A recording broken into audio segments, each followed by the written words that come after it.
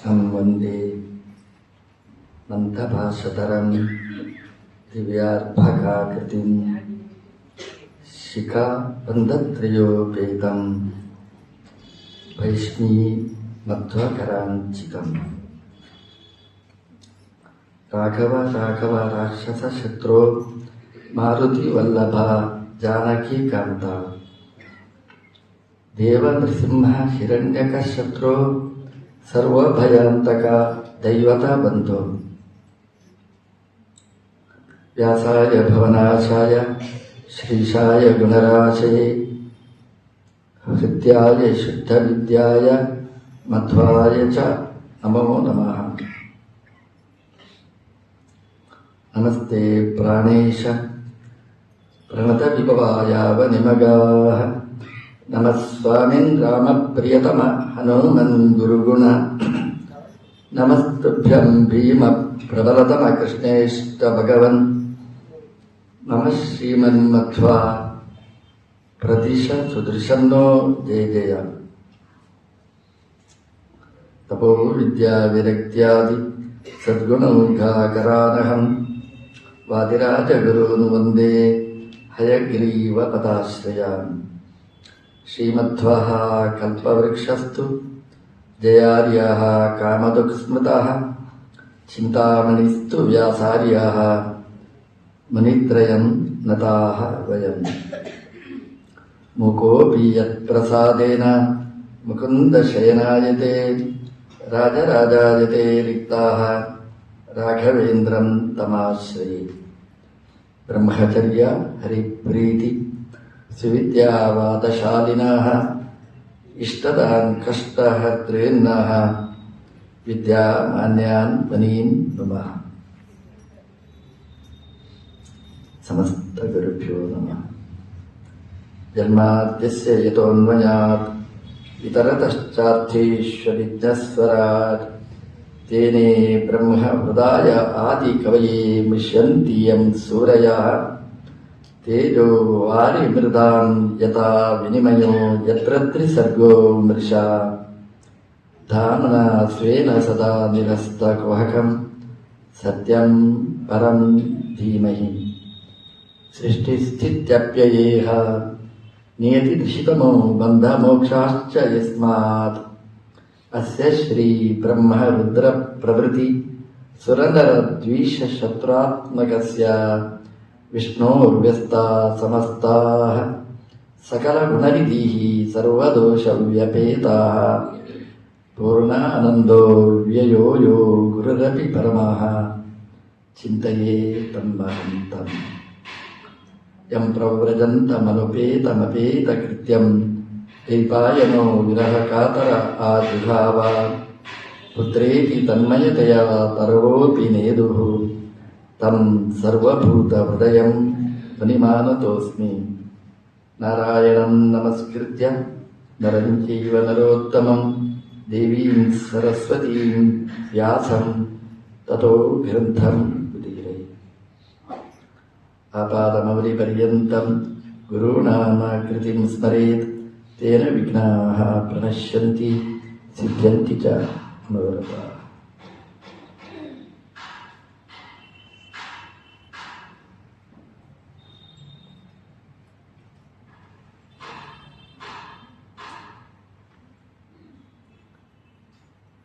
ಅಜಾಮಿಳನ ಕಥೆ ಎಲ್ರಿಗೂ ಇಷ್ಟವಂತ. ದಾಸರ ಹಾಡಲ್ಲಂತೂ ವಿಶೇಷವಾಗಿ ಕೇಳಬರುವ ಶಬ್ದ ಅದು. ಅನ್ಯಾಯ ಮಾಡಲಿಕ್ಕೆ ಬೇಕಾದಷ್ಟು ಅವಕಾಶವನ್ನು ಪಡೆದ. ಕೊನೆಗೆ ದೇವಲೋಕದ ವಿಮಾನದಲ್ಲಿ ಭಗವಂತನ ಲೋಕವನ್ನು ಸೇರಿದವ. ಎಷ್ಟು ಬೇಕಾದರೂ ಎಂಜಾಯ್ ಮಾಡಿ ವಿಮಾನದಲ್ಲಿ ದೇವರು ಕರ್ಕೊಂಡು ಹೋಗ್ತಾನೆ. ಎಷ್ಟು ಖುಷಿ ನೋಡಿ. ನಮಗೆ ಅನ್ಯಾಯ ಮಾಡಲಿಕ್ಕೆ ಲೈಸೆನ್ಸ್ ಇರಬೇಕು, ಆದರೆ ಯಮ ಶಿಕ್ಷೆ ನಮಗೆ ಬರಬಾರ್ದು. ಭಯ ಒಂದೇ ನಮಗೆ, ಪರಲೋಕದ ಭಯ. ಅಜಾಮಿಳ ಕಥೆ ಭಾಗವತದಲ್ಲಿ ವಿವೃತವಾಗಿದೆ. ಸಾಧನೆ ಮಾಡುವವರಿಗೆ ಒಂದು ಒಳ್ಳೆಯ ಕಲ್ಪನೆಯನ್ನು ಕೊಟ್ಟ ಘಟ್ಟ ಇತ್ತು. ಸಾಧನೆ ಅನ್ನುವಂತಹದ್ದು ಮುಖ್ಯ. ನಾವು ಮಾಡಿದ ತಪ್ಪಿನ ಬಗ್ಗೆ ನಮಗೆ ಸರಿಯಾದ ಎಚ್ಚರ ನಮಗೆ ಬೇಕು. ತಪ್ಪನ್ನು ಭಗವಂತನ ಮುಂದೆ ಒಪ್ಪಿಸಿಕೊಂಡ್ರೆ ನಾವು ಎತ್ತರದ ಸ್ಥಾನಕ್ಕೆ ಹೋಗಬಹುದು. ಮುಷ್ಯಂತಿ ಎಂ ಸೂರ್ಯ. ಅಜಾಮಿಳನ ಬಗ್ಗೆ ಮೋಹಕ್ಕೆ ಒಳಗಾದವರು ತುಂಬ ಮಂದಿ. ಅಜಾಮಿಳ ಅವನ ಜೀವನವನ್ನೇ ಹೇಳುವ ಶಬ್ದ. ಅಜಾಮಿಳ, ಅಜ ಅಜ ಅಂದ್ರೆ ಪ್ರಕೃತಿ, ಅದರಿಂದ ಮಿಲಿತರಾಗಿ ಹೋದ. ಪ್ರಾಕೃತ ಜೀವನ ಅವಂತು ನಡೆಯಿತು. ಒಳ್ಳೆಯ ಸದಾಚಾರ ಸಂಪನ್ನತೆಯ ಮನೆತನ ಅವಂತು. ಅಪ್ಪ ಅಮ್ಮ ಒಳ್ಳೆಯ ಸಂಸ್ಕಾರಗಳನ್ನು ಕೊಟ್ಟಿದ್ದಾರೆ. ಕಾಲದಲ್ಲಿ ಉಪನಯನ ಮಾಡಿದ್ದಾರೆ. ಯೋಗ್ಯವಾದ ವಯಸ್ಸಿನಲ್ಲಿ ಮದುವೆ ಮಾಡಿದ್ದಾರೆ. ಎಲ್ಲ ಇದೆ ಅವನಿಗೆ, ಯಾವ ಕೊರತೆಯನ್ನೂ ಮಾಡಲಿಲ್ಲ. ಅಪ್ಪ ಕಾಡಿಗೆ ಕಳಿಸಿದ್ದ ಹೋಮಕ್ಕೆ ಸವಿದತಾ ಅಂತ. ಹೋಗುವಾಗ ಕರ್ಮಡ ಬ್ರಾಹ್ಮಣ, ಬರುವಾಗ ಕರ್ಮಭ್ರಷ್ಟನಾಗಿ ಬಿಟ್ಟ. ದಾರಿಯ ವಾತಾವರಣ ಹಾಗಿತ್ತು. ದಾರಿಯಲ್ಲಿ ನೋಡಿದ ವಿಕೃತ ದೃಶ್ಯದಿಂದ ಮನಸ್ಸು ವಿಕಾರಕ್ಕೆ ಒಳಗಾಯಿತು. ನೋಡಬಾರದ ಅಶ್ಲೀಲ ದೃಶ್ಯವನ್ನು ಕಂಡ ಅಜಾಮಿಳ. ಹಾಗಾಗಿ ಮನಪರಿವರ್ತನೆಯನ್ನು ಹೊಂದಿದ. ಮನಪರಿಣಾಮ ಎಷ್ಟಾಯಿತು ಅಂತಂದ್ರೆ ಆ ವೇಶ್ಯೆಯ ಬೆನಗಿಂದನೇ ಹೋದ. ಅಜಾಮಿಳ ಕಾನ್ಯಕುಬ್ಜ ಅಂತ ಊರಿನ ಬ್ರಾಹ್ಮಣ ಅವ. ಆ ಶಬ್ದನೇ ಹೇಳುತ್ತೆ ನೋಡಿ. ಒಂದು ಕನ್ಯೆಯ ಮುಂದೆ ಕುಬ್ಜನಾಗಿ ಹೋದ ಅವನು.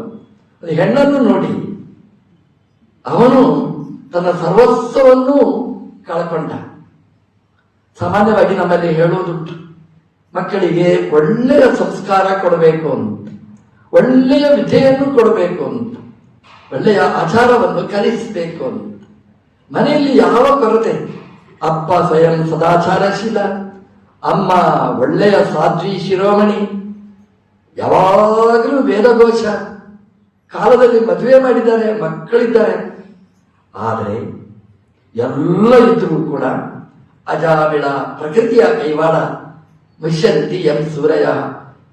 ಜ್ಞಾನಿಯಾದ ಅಜಾಮಿಳನೂ ಮೋಹಕ್ಕೆ ಒಳಗಾದ. ಹೆಣ್ಣಿನ ಬೆನ್ನ ಹಿಂದೆ ಹೋದ. ಭಾಗವತ ಹೇಳುತ್ತೆ, ಒಂದು ಜಾರಿದ್ರೆ, ಯಾರು ಬಂಡೆಯಲ್ಲಿ ಕಾಲಿಟ್ರೆ ಮತ್ತೆ ಮೇಲೆ ಬರ್ಲಿಕ್ಕೆ ಆಗಲ್ಲ ಅಂತ, ಮತ್ತೆ ಇಳಿದು ಇಳಿದು ಇಳಿದು ಪ್ರಭಾತಕ್ಕೆ. ಅಜಾಮಿಳ ಮಾಡಬಾರದ ಕೆಲಸಗಳನ್ನೆಲ್ಲ ಅನಿವಾರ್ಯವಾಗಿ ಮಾಡಬೇಕಾಯ್ತು. 88 ವರ್ಷ ಆಯಿತು ಅಂತ ಹೇಳುತ್ತೆ. ಎಲ್ಲಾ ಶಾಂತಿಗಳು ಮುಗಿಯಿತು. 60 ಆಯಿತು, 70ನೇ ಶಾಂತಿ ಆಯಿತು, 80ನೇ ಶಾಂತಿಯ ವಯಸ್ಸು ಮುಗಿಯಿತು. ಮನಃಶಾಂತಿ ಮಾತ್ರ ಬರಲಿಲ್ಲ. ಅವನ ಬಗ್ಗೆ ದೇವತೆಗಳಿಗೆ ಕನಿಕರ ಬಂತು. ಒಳ್ಳೆಯ ಚೇತನ, ಏನು ಅನ್ಯಾಯ, ಹಾಳಾಗ್ತಾ ಇದೆ ಅಂತ ಯಮದೂತರು ಬಂದವರ ಕಣ್ಣ ಒಂದೇ ನಿಂತು. ಆ ರೂಪ ನೋಡಿಯೇ ಬೆಚ್ಚಿ ಬಿದ್ದ. ಅವನಿಗೆ ಭಯ ಆಯಿತು. ಇಲ್ಲಿವರೆಗೆ ಭಯಮುಕ್ತನಾಗಿ ಇದ್ದ. ಅಪ್ಪನಿಂದ ಭಯ ಇಲ್ಲ ಅವನಿಗೆ, ಅಮ್ಮನ ಭಯ ಇಲ್ಲ ಅವನಿಗೆ, ಶಾಸ್ತ್ರಗಳ ಭಯ ಇಲ್ಲ, ಹೆಂಡತಿಯ ಭಯ ಇಲ್ಲ, ಯಾವುದೇ ಧರ್ಮ ಅಧರ್ಮ ಪಾಪ ಪುಣ್ಯ ಯಾವುದಕ್ಕೂ ಹೆದರದೇ ಇದ್ದವ ಯಮದೂತರನ್ನು ನೋಡಿದಾಗ ಬೆಚ್ಚಿ ಬಿದ್ದ. ಡಾಕ್ಟರ್ ಹೇಳ್ತಾರೆ, ಆಸ್ಪತ್ರೆಗೆ ಸೇರಬೇಕು, ಮೊದಲನೇ ಅಟ್ಯಾಕ್ ನಿಮಗಾಗಿದೆ ಅಂತ. ಆ ಡಾಕ್ಟರ್ ಎಲ್ಲ ವೇಷ ಹಾಕೊಂಡು ಬಂದಾಗ ಯಮದೂತರಿಗಿಂತ ಹೆಚ್ಚು ಭಯ ಹಾಗೆ ಕಾಣಿಸ್ತಾರೆ. ಯಮದೂತರು ಎಲ್ಲಿ ಅಬ್ಬಾ, ಅವ್ರ ಹತ್ರ ಕೇಳ್ತಾರಂತೆ, ನಾನು ಬದುಕ್ತೇನಾ ಉಳಿತೇನಾ ಅಂತ. ಅವ್ರು ಹೇಳ್ತಾರಂತೆ, ದೇವರನ್ನು ಸ್ಮರಣೆ ಮಾಡಿ, ದೇವರೇ ಗತಿ ಅಂತ. ಇನ್ನಷ್ಟು ಭಯ. ಯಮದೂತರ ಅಂತ ಅಂದ್ರೆ ಒಂದು ರೀತಿಯಲ್ಲಿ ಆಸ್ಪತ್ರೆಗೆ ಹೋಗುವುದು ಅಂತಂದ್ರೆ ಎಲ್ಲ ದೇವರಿಗೆ ನಮಸ್ಕಾರ ಮಾಡಿ, ಅಪ್ಪ ಅಮ್ಮನಿಗೆ ಎಂದೆಂದೂ ಮಾಡದಿದ್ದವ ಆಸ್ಪತ್ರೆಗೆ ಹೋಗೋದು ನಮಸ್ಕಾರ ಮಾಡಿ ಹೋಗ್ತಾರೆ. ಒಂದು ರೀತಿಯಲ್ಲಿ ಆಪರೇಷನ್ ಸಕ್ಸಸ್ ಆಗ್ಲಿಲ್ಲ ಅಂತಂದ್ರೆ ಮತ್ತೆ ಯಮನ ಮನೆನೇ. ಹಾಗಾಗಿ ಭಯದ ವಾತಾವರಣ ಇರ್ತದೆ. ಹಾಗಾಗಿ ಯಮ ಅಂದ್ರೆ ಒಂದು ಸ್ಯಾಂಪಲ್ ಆಗಿರ್ತದೆ. ಆಸ್ಪತ್ರೆ ಅಂತಂದ್ರೆ ನಮ್ಮ ಎದುರಿಗೆ ಹೆಣಗಳು ಹೋಗ್ತಾ ಇರ್ತವೆ, ಅದನ್ನು ನೋಡ್ತಾ ಇರ್ತೇವೆ. ನಾನು ಅದರ ಜೊತೆಗೆ ಹೋಗ್ತೇನಾ ಅಲ್ಲ ಕರ್ಕೊಂಡು ಬಂದವರ ಹಿಂದೆ ಹೋಗ್ತೇನಾ ಅಂತ ಯಮದೂತರ ಅವರ ಮುಂದೆ ಕಾಣಿಸಿಕೊಂಡ್ರು. ಭಯ ಆಯಿತು, ನೆನಪಾಯಿತು. ಪ್ರೀತಿಯ ಮಗ, ಅದು ಅವನ ಒಂದು ಅದೃಷ್ಟ. ಹೆಂಡತಿ ನೆನಪಾಗಲಿಲ್ಲ, ಮೊದಲನೇ 9 ಮಕ್ಕಳು ನೆನಪಾಗಲಿಲ್ಲ, ಅವರ ಹೆಸರೂ ಗೋಚರ ಆಗಲಿಲ್ಲ. ಕೊನೆಯ ಮಗ ಕಿರಿ ವಯಸ್ಸಿನ ಪುಟಾಣಿ ನಾರಾಯಣ ನೆನಪಿಗೆ ಬಂದ. ನಾರಾಯಣ ಅಂತ ಗಟ್ಟಿಯಾಗಿ ಕಿರಿಚಿದ. ನೋಡ್ತಾನೆ, ದೇವದೂತರು ಬಂದು ನಿಂತರು. ಏನು ಆಶ್ಚರ್ಯ ಅನಿಸ್ತವನಿಗೆ. ಕಷ್ಟ ಬಂದಲ್ಲಿ ನಮಗೆ ಇಷ್ಟ ಸಿಗ್ತದೆ ನಮಗೆ ಅಂತ ಚಿಂತನೆ ಮಾಡಿದ. ಯಮದೂತರಿಗೂ ವಿಷ್ಣುದೂತರಿಗೂ ಜಗಳ ಪ್ರಾರಂಭ ಆಯಿತು. ನೋಡ್ತಾ ಇದ್ದಾನೆ, ಮಿಕ ಅಂತ ನೋಡ್ತಾ ಇದ್ದಾನೆ. ನನ್ನಂತ ಪಾಪಿಯ ಬಗ್ಗೆ ವಕಾಲತ್ತು ಮಾಡ್ಲಿಕ್ಕೆ ಮೇಲಿಂದ ಬರ್ತಾರ ಅಂತ. ಚರ್ಚೆ ಏನು ಅಂದ್ರೆ, ಅಜಾಮಿಲ ಅಂತ ಒಂದು ಹೆಸರು ಹೇಳಿಲ್ಲ ಅಷ್ಟೇ. ಇವನನ್ನು ನಾನ್ ಕರ್ಕೊಂಡು ಹೋಗ್ತೇನೆ ಅಂತ ಸ್ಪರ್ಧೆಗೆ ಬಿತ್ತರಂತೆ. ಯಮದೂತರು ಕೇಳಿದರು, ಇಷ್ಟು ಅನ್ಯಾಯ ಮಾಡಿದವ ನೀವೇನು ಅವನಿಗೆ ಸಪೋರ್ಟ್ ಮಾಡ್ತೀರಿ ಅಂತ. ವಿಷ್ಣುದೂತರು ಹೇಳ್ತಾರೆ, ಇವನು ಯಾಕೆ ನೀವು ಮುಟ್ತೀರಿ ಅಂತ, ನಮಗೆ ಸೇರಿದವ, ಇಂತಹ ಅನ್ಯಾಯ ಮಾಡಿದವ ನನಗೂ ಬೇಡ ಅಂತ ಬೇಕಾದ ಸ್ಥಿತಿ ಬರಬೇಕಾಗಿತ್ತು. ದೇವದೂತರು ನಾವು ಕರ್ಕೊಂಡು ಹೋಗ್ತೇವೆ ಅಂತ ಸ್ಥಿತಿಗೆ ಬರಬೇಕಾಗಿದ್ರೆ ಏನ್ ಕಾರಣ? ಅವನ ಅಪ್ಪ ಅಮ್ಮ, ಅವನ ಪರಂಪರೆ, ಮಾಡಿರ್ತಕ್ಕಂತಹ ಪುಣ್ಯ ಅದೆಲ್ಲ ಅಲ್ಲಿ ಬಂದು ಸೇರಿಕೊಂಡಿತ್ತು. ಅವನು ಅಲ್ಲಿವರೆಗೆ ಅಂತಂದ್ರೆ ಇಲ್ಲಿ ಸೇರುವ ತನಕ ಮಾಡಿರ್ತಕ್ಕಂತಹದ್ದು ಧರ್ಮಗಳು ಅದನ್ನು ಕೈ ಹಿಡಿಯಿತು. ಯಮದೂತರ ಹತ್ರ ವಿಷ್ಣುದೂತರು ಕೇಳ್ತಾರೆ, ನೀವು ಯಾಕೆ ಕರ್ಕೊಂಡು ಹೋಗ್ತೀರಿ ಅಂತ. ಧರ್ಮ ಮಾಡಲಿಲ್ಲ ಅವನು ಅಧರ್ಮ ಮಾಡಿದ್ದಾನೆ, ನಾವು ಕರ್ಕೊಂಡು ಹೋಗ್ತೇವೆ ಅಂತ. ವಿಷ್ಣುದೂತರು ಕೇಳ್ತಾರೆ, ಧರ್ಮಂಬ್ರೂತ, ಧರ್ಮ ಬಗ್ಗೆ ಹೇಳಿ, ನೀವು ಧರ್ಮ ಅಂದ್ರೆ ಏನು ಹೇಳಿ. ಯಮದೂತರು ಹೇಳಿದರು, ಧರ್ಮ ಅಂತಂದ್ರೆ ವೇದಾಹ ಅಂತ ಹೇಳಿದ. ವೇದ ಪ್ರಣಿಹಿತೋ ಧರ್ಮ, ವೇದ ಸನಾತನವಾದ ಶಬ್ದರಾಶಿ, ಅದು ಏನು ಹೇಳುತ್ತೆ ಅದು ಧರ್ಮ. ವೇದ ಬೋಧನೆ ಮಾಡಿದ್ದು ಧರ್ಮ. ವಿಷ್ಣು ಸುಮ್ಮನೆ ಇರ್ತಾರ? ಕೇಳಿದ್ರು, ವೇದ ಏನು ಹೇಳುತ್ತೆ? ಯಮದೂತರು ಹೇಳಿದರು, ಒಳ್ಳೆ ಟ್ರೈನಿಂಗ್ ನಡಿ ಯಮದೂತರಿಗೆ. ಅವರು ಹೇಳಿದರು, ನಾರಾಯಣ ಪರಾಹ ವೇದ, ನಾರಾಯಣ ಪರಾಹ ಮಕಾಹ. ಎಲ್ಲ ವೇದ ಅಂತಂದ್ರೆ ನಾರಾಯಣನ ಬಗ್ಗೆ ಉಲ್ಲೇಖ ಮಾಡುತ್ತೆ ಅಂತ ಹೇಳಿದರು. ವಿಷ್ಣುದೂತರು ಹೇಳಿದರು, ವೇದ ಹೇಳಿದ್ದು ಧರ್ಮ, ವೇದ ಹೇಳಿದ್ದು ನಾರಾಯಣನ ಬಗ್ಗೆ.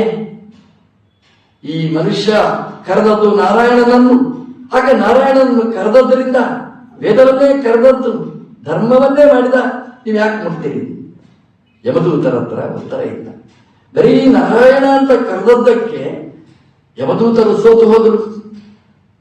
ಧರ್ಮರಾಯನ ಹತ್ರ ಹೋಗಿ ಬಿಗದಗೆ ಕೊಟ್ಟರು, ರಿಸೈನ್ ಮಾಡಿದ್ರು, ನಮಗೆ ಈ ಕೆಲಸ ಬೇಡ. ಕೇಳಿದರು, ಕಥೇವ ಶಾಸ್ತಾರ, ಎಷ್ಟು ಜನ ಯಮ ಅಂತ ಕೇಳಿದ್ರು. ಯಮ ಅಂತಂದ್ರೆ ನಿಯಮನೆ ಮಾಡುವವರು, ಈ ಲೋಕದಲ್ಲಿ ನಿಯಮನೆ ಮಾಡುವವರು ಎಷ್ಟು ಜನ ಅಂತ ಕೇಳಿದ್ರು. ಯಮ ಹೇಳಿದ, ನಾನೂ ಒಂದು ಯಮ ಅಂತ ಹೇಳಿದ. ಯಮದೂತರು ಹೇಳಿದ್ರು, ನಾನು ನೀನೇ ಯಮ ಅಂತ ತಿಳ್ಕೊಂಡಿದ್ದೇವೆ. ಯಮ ಅಂದ್ರೆ ನಿಯಮನೆ ಮಾಡುವವ, ನಿನಗೂ ನಿಯಮನೆ ಮಾಡುವವರಿದ್ದಾರ, ಈ ಪೋಸ್ಟ್ ಬೇಡ ನನಗೆ ಅಂತ ಹೇಳಿದ್ರು. ನಾವು ಯಾರಿಗಿದ್ದು ಕೇಳಬೇಕು? ಯಾಕೆಂತಂದ್ರೆ ನೀನ್ ಕರ್ಕೊಂಡು ಬಾ ಅಂತ ಹೇಳ್ತಿ, ನಿನ್ನ ಬಾಸ್ ಕರ್ಕೊಂಡು ಬರೋದು ಬೇಡ ಅಂತ ಹೇಳ್ತಾನೆ, ಮುಟ್ಟಬಾರದು ಹೇಳ್ತಾನೆ. ನಾವೇನ್ ಮಾಡಬೇಕು? ಯಮಧರ್ಮದ ರಾಜ ಹೇಳ್ತಾನೆ, ಒಳ್ಳೆ ಮಾತು ಹೇಳ್ತಾನೆ, ಯಾರನ್ನು ಕರ್ಕೊಂಡು ಬರಬೇಕು ಯಮಲೋಕಕ್ಕೆ, ಯಾರನ್ನು ಕರ್ಕೊಂಡು ಬರಬಾರದು. ಒಂದು ಸೂತ್ರ ಹೇಳ್ತಾನೆ, ಜಿಹ್ವಾನ ಭಕ್ತಿ ಭಗವದ್ ಗುಣನಾಮಧೇಯಂ ಚೇತಶ್ಚ ನಸ್ಮರತಿ ಯಚ್ಚರಣಾರವಿಂದಂ ಕೃಷ್ಣಾಯ ನೋ ನಮತಿ ಯಚ್ಚಿರಃ ಏಕದಾಪಿ ತಾನ್ ಅನಯತ್ವಂ ಅಸತಃ ವಿಷ್ಣು ಕೃತ್ಯಾನ್. ಅವ್ರು ಹೇಳ್ತಾರೆ, ಯಾರ ಬಾಯಲ್ಲಿ ದೇವರ ನಾಮಸ್ಮರಣೆ ಬರುವುದಿಲ್ಲ ಅವರನ್ನು ಕರ್ಕೊಂಡು ಬನ್ನಿ. ಜಿಹ್ವಾ ನವಕ್ತಿ, ಶಾಸ್ತ್ರ ಹೇಳುತ್ತೆ, ನಾರಾಯಣೇತಿ ಮಂತ್ರೋಸ್ತಿ ವಾಗಸ್ತಿ ವಶವರ್ತಿನಿ ತದಾಪಿ ನರಕೇ ಗೋರೆ ಪದಂತಿ ಎತದದ್ಭುತಂ. ಒಳ್ಳೆಯ ಮಂತ್ರ ಇದೆ ನಾರಾಯಣ ಮಂತ್ರ. ನಾರಾಯಣ ಅಂದ್ರೆ ಏನು ಅಂದ್ರೆ ನರರ ರಾಶಿಗೆ ಅಯನ ಆಶ್ರಯ. ನಮಗೆಲ್ಲ ಯಾರು ಆಶ್ರಯ ಕೊಡ್ತಾನೆ ಅವನು ನಾರಾಯಣ. ಎಷ್ಟು ಒಳ್ಳೆಯ ಮಂತ್ರ ಇದೆ ನೋಡಿ. ನಾರಾಯಣ ಅಂತ ಹೇಳಿದ್ರೆ ನಮಗೆ, ನಿಮಗೆ, ಎಲ್ರಿಗೂ, ಈ ಜಗತ್ತಿಗೆ ಆಶ್ರಯ ಕೊಡುವ ಭದ್ರವಾದ ಸ್ಥಾನ. ಒಳ್ಳೆಯ ಮಂತ್ರ. ನಾರಾ ಅಂತಂದ್ರೆ ಲಕ್ಷ್ಮೀ ದೇವಿ, ಅಯನ ಅಂತಂದ್ರೆ ಆಶ್ರಯ, ಲಕ್ಷ್ಮಿಗೆ ಆಶ್ರಯನಾದವು. ನಿಮಗೆ ಸಂಪತ್ತು ಬೇಕಾ? ನಾರಾಯಣ ಅಂತ ಹೇಳಿ, ಶಬ್ದದಲ್ಲಿಯೇ ಲಕ್ಷ್ಮೀ ಮಂತ್ರ ಅದರಲ್ಲಿ ಸೇರಿಕೊಂಡಿದೆ. ನಾರಾ ಅಂತಂದ್ರೆ ಎಲ್ಲ ದೇವತೆಗಳ ಗಣನ, ಅವನಿಗೆ ಆಶ್ರಯನಾದವ. ನಿಮಗೆ ಯಾವ ದೇವತೆ ಬೇಕು ಎಲ್ಲ ನಾರಾಯಣ ಅಂಗ ಆಶ್ರಿತಾ. ನಾರಾಯಣ ಅನ್ನುವ ಮಂತ್ರ ನಾವು ಜಪ ಮಾಡಿದರೆ ಬೇಕಾದ್ದು ಕೆಲಸ. ಇಲ್ರಿ ನಾರಾಯಣ ಮಂತ್ರ ಜಪ ಮಾಡಬಹುದಿತ್ತು, ಮಾಡ್ಲಿಕ್ಕೆ ಆಗುವುದಿಲ್ಲ. ಯಾಕಾಗುವುದಿಲ್ಲ? ಜಿಹ್ವಾ ವಶವರ್ತಿನಿ, ನಾಳೆಗೆ ನಮ್ಮ ಬಾಯೊಳಗಿದೆ. ಯಾಕೆ ಹೇಳಬಾರ್ದು? ಇನ್ನೊಬ್ಬರ ಹಂಗಿದೆಯಾ ನಮಗೆ? ನಾರಾಯಣ ಅಂತ ಹೇಳಲಿಕ್ಕೆ ದುಡ್ಡು ಕಟ್ಟಬೇಕಾ? ಇನ್ನೊಬ್ಬರ ಹತ್ರ ಒಪ್ಪಿಗೆ ಪಡೆಯಬೇಕಾ? ನಮ್ಮ ಹತ್ರನೇ ಇದೆ. ನಾರಾಯಣೇತಿ ಮಂತ್ರೋಸ್ತಿ ವಾಕ್ ಅಸ್ತಿ ವಶವರ್ತಿನಿ. ಆದರೂ ಮಂತ್ರ ಜಪ ಮಾಡದೆ ಪತಂತಿ ನರಕೆ ಘೋರೆ ಏನದು ಅದ್ಭುತಂ ಅಂತ ಶಾಸ್ತ್ರಕಾರರು ಹೇಳ್ತಾರೆ. ನಾರಾಯಣ ಅನ್ನುವ ಮಂತ್ರ ಬಾಯಿ ನಿರಂತರ ಹೇಳಬೇಕಂತೆ. ದೇವರ ನಾಮಸ್ಮರಣೆ ಮಾಡ್ತಾನೆ ಇರ್ಬೇಕಂತೆ. ನಾಲಿಗೆ ಕೊಟ್ಟದ್ದು ಯಾಕೆ ಅಂತಂದ್ರೆ ನರಜನ್ಮ ಬಂದಾಗ ನಾಲಿಗೆ ಇರುವಾಗ ಕೃಷ್ಣ ಜನಬಾರದೆ ಅಂತ. ದೇವರು ನಾಲಿಗೆಯನ್ನು ಎಳ್ಕೊಂಡ್ರೆ ಮತ್ತೆ ನಮ್ಗೆ ಏನೂ ಮಾತಾಡ್ಲಿಕ್ಕೆ ಆಗುವುದಿಲ್ಲ. ಜಿಹ್ವ ನಭಕ್ತಿ ಭಗವದ್ ಗುಣ ನಾಮಧೇಯ ಚೇತಶ್ಚ, ನಮ್ಮ ಮನಸ್ಸು ಭಗವಂತನ ಚರಣಾರವಿಂದವನ್ನು ಸ್ಮರಿಸಬೇಕಂತೆ. ನಮಗೆ ತಲೆ ಕೊಟ್ಟಿದ್ದಾನೆ, ಆ ತಲೆಯನ್ನು ಹೇಗೆ ಬೇಕಾದರೂ ನಾವು ಭಾಗಿಸ್ಬೋದು. ಆ ತಲೆ ಎಲ್ಲಿ ಬಾಗಬೇಕು ನಮ್ದು ಅಂದ್ರೆ ಕೃಷ್ಣಾಯ, ದೇವರಿಗೆ ನಮಸ್ಕಾರ ಮಾಡಬೇಕಂತ. ದೇವರು ತಲೆ ಯಾಕೆ ಕೊಟ್ಟಿದ್ದಾನೆ ಅಂತಂದ್ರೆ ಬಗ್ಗಿಸ್ಲಿಕ್ಕೆ. ಎಲ್ಲಿ ಬಗ್ಗಿಸ್ಲಿಕ್ಕೆ? ಅನ್ಯಾಯ ಮಾಡಿ ಯಾರ್ಯಾರೋ ಮುಂದೆ ತಲೆ ತಗ್ಗಿಸುವ ಕೆಲಸ ಮಾಡ್ಲಿಕ್ಕೆ ಅಲ್ಲ, ದೇವರ ಪಾದದಲ್ಲಿ ಅರ್ಪಣೆ ಮಾಡ್ಲಿಕ್ಕೋಸ್ಕರ ದೇವರು ಕೊಟ್ಟಿರ್ತಕ್ಕಂಥದ್ದು ಈ ತಲೆ. ಅದನ್ನು ಹೇಗೆ ಬೇಕಾದರೂ ಬಗ್ಗಿಸಬಹುದು. ದೇವರಿಗೆ ನಮಸ್ಕಾರ ಮಾಡಬೇಕಂತ. ಯಾರು ದೇವರ ಸ್ಮರಣೆ ಮಾಡೋಲ್ಲ, ಯಾರು ದೇವರ ಶಬ್ದವನ್ನು ಮಂತ್ರವನ್ನು ಜಪ ಮಾಡುವುದಿಲ್ಲ, ಯಾರು ದೇವರಿಗೆ ಮಣಿಯುವುದಿಲ್ಲ, ಅಂಥವರನ್ನು ಕರ್ಕೊಂಡು ಬನ್ನಿ. ಯಮದೇವರು ಹೇಳಿದ ಮಾತು. ಹಾಗೆ ದಿನಾ ಈ 3 ಸೂತ್ರ ನಾವು ನೆನಪಿಟ್ಟುಕೊಂಡ್ರೆ ಯಮಲೋಕಕ್ಕೆ ನಮಗೆ ಪ್ರವೇಶ ಇರುವುದಿಲ್ಲ, ಯಮದೇವರಿಗೆ ಕರ್ಕೊಂಡು ಹೋಗುವುದಿಲ್ಲ. ಹಾಗೆ ಯಮಲೋಕದಿಂದ ನಾವು ಪಾರಾಗಬೇಕಾದ್ರೆ ಈ ಮಂತ್ರ ಜಪ ಇದು ಮುಖ್ಯ. ಭಗವಂತನ ಗುಣಚಿಂತನೆಗಳು ಅವಶ್ಯ ಅಂತ ಯಮದೇವರು ಸೂತ್ರವನ್ನು ಹೇಳಿ, ನೀವು ರಾಜೀನಾಮೆ ಕೊಡೋದು ಬೇಡ, ಈ ಸೂತ್ರವನ್ನು ಇಟ್ಟುಕೊಳ್ಳಿ, ಯಾರು ದೇವರ ಸ್ಮರಣೆ ಮಾಡಿದ್ದಾರೆ ಬಿಟ್ಬಿಡಿ. ಯಮದೂತರಿಗೆ ಉತ್ತರ ಸಿಕ್ಕಿತು. ಈ ಅಜಾಮಿಳನನ್ನು ಯಾಕೆ ಬಿಡಬೇಕು, ದೇವತೆಗಳು ಕರ್ಕೊಂಡು ಹೋಗ್ಬೇಕು ಅಂತಂದ್ರೆ ನಾರಾಯಣನನ್ನು ಸ್ಮರಣೆ ಮಾಡಿದ್ದಾರೆ, ಹಾಗಾಗಿ ಅವನನ್ನು ಬಿಟ್ಬಿಡಬೇಕು ಅಂತ ತೀರ್ಮಾನ ಮಾಡಿದ್ರು. ಅಜಾಮಿಳ ನೇರ ಹರಿದ್ವಾರಕ್ಕೆ, ಈ ಗಂಗಾ ತೀರಕ್ಕೆ ಬರ್ತಾನೆ. ಎಂತಹ ಪರಮ ಪಾವನವಾದ ಜಾಗ ನೋಡಿ. ಸಾಧನೆ ಮಾಡಬೇಕು ಅಂತ ಕಂಡ್ರೆ ಎಲ್ಲಿ ಬರಬೇಕು ಅಂತಂದ್ರೆ ಅಮ್ಮನ ಹತ್ರ, ಗಂಗಾದೇವಿ ಹತ್ರ ಬರ್ಬೇಕಂತ. ಸಾಮಾನ್ಯವಾಗಿ ನಮ್ಮ ಅಮ್ಮ ನಮ್ಮ ಮೈಯ ಕಷ್ಪಲವನ್ನೂ ತೊಳಿತಾಳೆ, ಮನಸ್ಸಿನ ಮಲವನ್ನೂ ತೊಳಿಲಿಕ್ಕೆ ಪ್ರಯತ್ನ ಪಡ್ತಾಳೆ. ಗಂಗಾದೇವಿ ಹಾಗೆ ಅಂತೆ, ಮೈಯನ್ನೂ ತೊಳಿತಾಳೆ, ಮನಸ್ಸನ್ನೂ ತೊಳಿತಾಳೆ ಅಂತ. ಆ ಗಂಗೆಯಲ್ಲಿ ಅಂತ ಶಕ್ತಿ ಅದರಲ್ಲಿದೆ. ಗಂಗೆಯಲ್ಲಿ ಮಿಂದ್ರೆ ಭಗವಂತನನ್ನು ನಾವು ಮುಟ್ಟಬಹುದಂತೆ. ನಮಗೆ ದೇವರನ್ನು ಮುಟ್ಟಬೇಕು ಅಂತಿದೆ. ದೇವರನ್ನು ಮುಟ್ಟಬೇಕಾದ್ರೆ ಏನು ಮಾಡೋದು? ದೇವರು ಸಿಗಲ್ಲ ನಮಗೆ. ಅದಕ್ಕೆ ದೇವರನ್ನು ಮುಟ್ಟಿದವರನ್ನು ಮುಟ್ಟಿದರೆ ನಾವು ದೇವರನ್ನು ಮುಟ್ಟಲಿಕ್ಕಾಗುತ್ತೆ. ದೇವರನ್ನು ಮುಟ್ಟಿದವರು ಯಾರು? ಈ ಗಂಗಾದೇವಿ ಭಗವಂತನನ್ನು ಮುಟ್ಟಿದವಳು. ದೇವರಿಗೂ ನಮಗೂ ನೇರ ಸಂಪರ್ಕ ಈ ಗಂಗೆಯ ಮೂಲಕ ಆಗುತ್ತೆ. ಗಂಗೆ ನಖದಿಂದ ಹರಿದು ಬಂದವಳು ಗಂಗಾದೇವಿ. ಭಗವಂತನ ಪಾದದ ಉಂಗುಟದಿಂದ ಹರಿದು ಬಂದವಳು ಭಗೀರಥನ ಮೂಲಕ, ಮಹಾರುದ್ರದೇವರ ಮೂಲಕ ಗಂಗೆ ಹರಿದು ಬಂದಿದ್ದಾಳೆ. ಹಾಗಾಗಿ ಡೈರೆಕ್ಟ್ ಕನೆಕ್ಷನ್. ಯಾಕೆ ಟ್ಯಾಂಕಿನಿಂದ ನೀರು ಹೇಗೆ ಬರ್ತಾ ಇರ್ತದೆ, ಹಾಗೆ ಭಗವಂತನ ಪಾದದಿಂದ ನಿರಂತರ ಹರಿದು ಬರತಕ್ಕಂಥ ಪುಣ್ಯ ನೀರು ಅಂದ್ರೆ ಗಂಗೆ. ಹಾಗೆ ಗಂಗೆಯಲ್ಲಿ ಮುಳುಗುವಾಗ ಅನುಸಂಧಾನ ಮಾಡಿ ಈ ನೀರಿನ ಸಂಪರ್ಕ ಭಗವಂತನಿಗಿದೆ ಅಂತ ನೀವು ಸಂಪರ್ಕ ಆಲೋಚನೆ ಮಾಡಿದ್ರೆ, ಗಂಗೆಯಲ್ಲಿ ಮುಳುಗಿದ್ರೆ ಭಗವಂತನ ಪಾದವನ್ನು ಮುಟ್ಟಿದ ನೇರ ಪುಣ್ಯ ನಮಗೆ ಪಡೆಯಲಿಕ್ಕೆ ಸಾಧ್ಯ. ನೀವು ಹೇಳ್ಬೋದು, ನಾವು ಗಂಗೆಯನ್ನು ಮುಟ್ಟಿದ್ದು ಇಲ್ಲಿ, ಭಗವಂತನ ಪಾದ ಸ್ಪರ್ಶ ನಮಗೆ ಆಗುವುದು ಅದು ಹೇಗೆ ಅಂತ ನೀವು ಕೇಳಬಹುದು. ಒಬ್ಬನಿಗೆ ಶಾಕ್ ಆಯ್ತು, ವಯರ್ ಮುಟ್ಟಿದ ಶಾಕ್ ಆಯ್ತು. ನಾವು ಅದನ್ನು ರಕ್ಷಣೆ ಮಾಡಬೇಕು ಅಂತ ನಾವು ಎಳಿತೇವೆ, ನಮಗೂ ಶಾಕ್ ಆಗುತ್ತೆ. ಅವನನ್ನು ರಕ್ಷಣೆ ಮಾಡಬೇಕು ಅಂತ ಇನ್ನೊಬ್ಬ ಹಿಡಿತಾನೆ, ಅವನಿಗೂ ಶಾಕ್. ಕರೆಂಟ್ ಶಾಕ್ ಆಗ್ಬೇಕಾದ್ರೆ ವಯರನ್ನೇ ನಾವು ಮುಟ್ಟಬೇಕಾಗಿಲ್ಲ. ವಯರ್ ಮುಟ್ಟಿ ಶಾಕ್ ಆದವನನ್ನು ಮುಟ್ಟಿದವನನ್ನು ಮುಟ್ಟಿದ್ರೂ ಅದು ಹೇಗೆ ಶಾಕ್ ಆಗುತ್ತೆ. ದೇವರನ್ನು ಮುಟ್ಟಿದ, ಗಂಗೆಯನ್ನು ಮುಟ್ಟಿದ ಈ ಕಣಗಳನ್ನು ನಾವು ಮುಟ್ಟಿದ್ರೂ ಕೂಡ ಭಗವಂತನನ್ನು ಮುಟ್ಟಿದ ತಾಕತ್ತು, ಅನುಗ್ರಹ ನಮಗಾಗುತ್ತೆ. ಅನುಸಂಧಾನ ಇರಬೇಕು. ಗಂಗೆಯ ಮುಂದೆ ಬಂದಾಗ ಎರಡು, ಒಂದು ಚಳಿ, ಒಂದು ಹರಿ. ಯಾವುದು ಬೇಕು ಅಂತ ನೀವು ಆರಿಸಿಕೊಳ್ಳಿ. ನಾವು ನೋಡಿದಪ್ಪ ಚಳಿ, ಗಂಗೆ ನೋಡಿದ್ರೆ ಸಾಕು ಅಂತ ನಮಗೆ ಅನಿಸ್ತದೆ. ಆದರೆ ಮುಳುಗಿದರೆ ಒಳಗಿನ ಕಶ್ಮಲ ಪರಿಹಾರವಾಗಿ, ನಮ್ಮ ಎಲ್ಲ ದೋಷಗಳು ಪರಿಹಾರವಾಗಿ, ನಮಗೆ ಎಲ್ಲ ಪುಣ್ಯ ಸಿಗತಕ್ಕಂತಹ ಜಾಗ ಈ ಋಷಿಕೇಶ, ಹರಿದ್ವಾರ, ಬದರಿಕಾಶ್ರಮದ ಪುಣ್ಯ ನೆಲದಲ್ಲಿ ಹರಿಯುವಂತಹ ಗಂಗಾ ನದಿ. ಅದು ಕೆಡುವುದಿಲ್ಲ ನೋಡಿ. ಗಂಗೆ ಅದು ಪರಿಶುದ್ಧವಾದ್ದು. ಯಾಕೆಂತಂದ್ರೆ ಗಂಗೆಯ ಕಣಗಳಲ್ಲಿ ಭಗವಂತ ಇದ್ದಾನೆ ಅಂತ ಹೇಳ್ತಾರೆ. ಸಯೇವ ದ್ರವ ರೂಪೇಣ ಯೋಸೋ ಚಿದ್ರೂಪಿ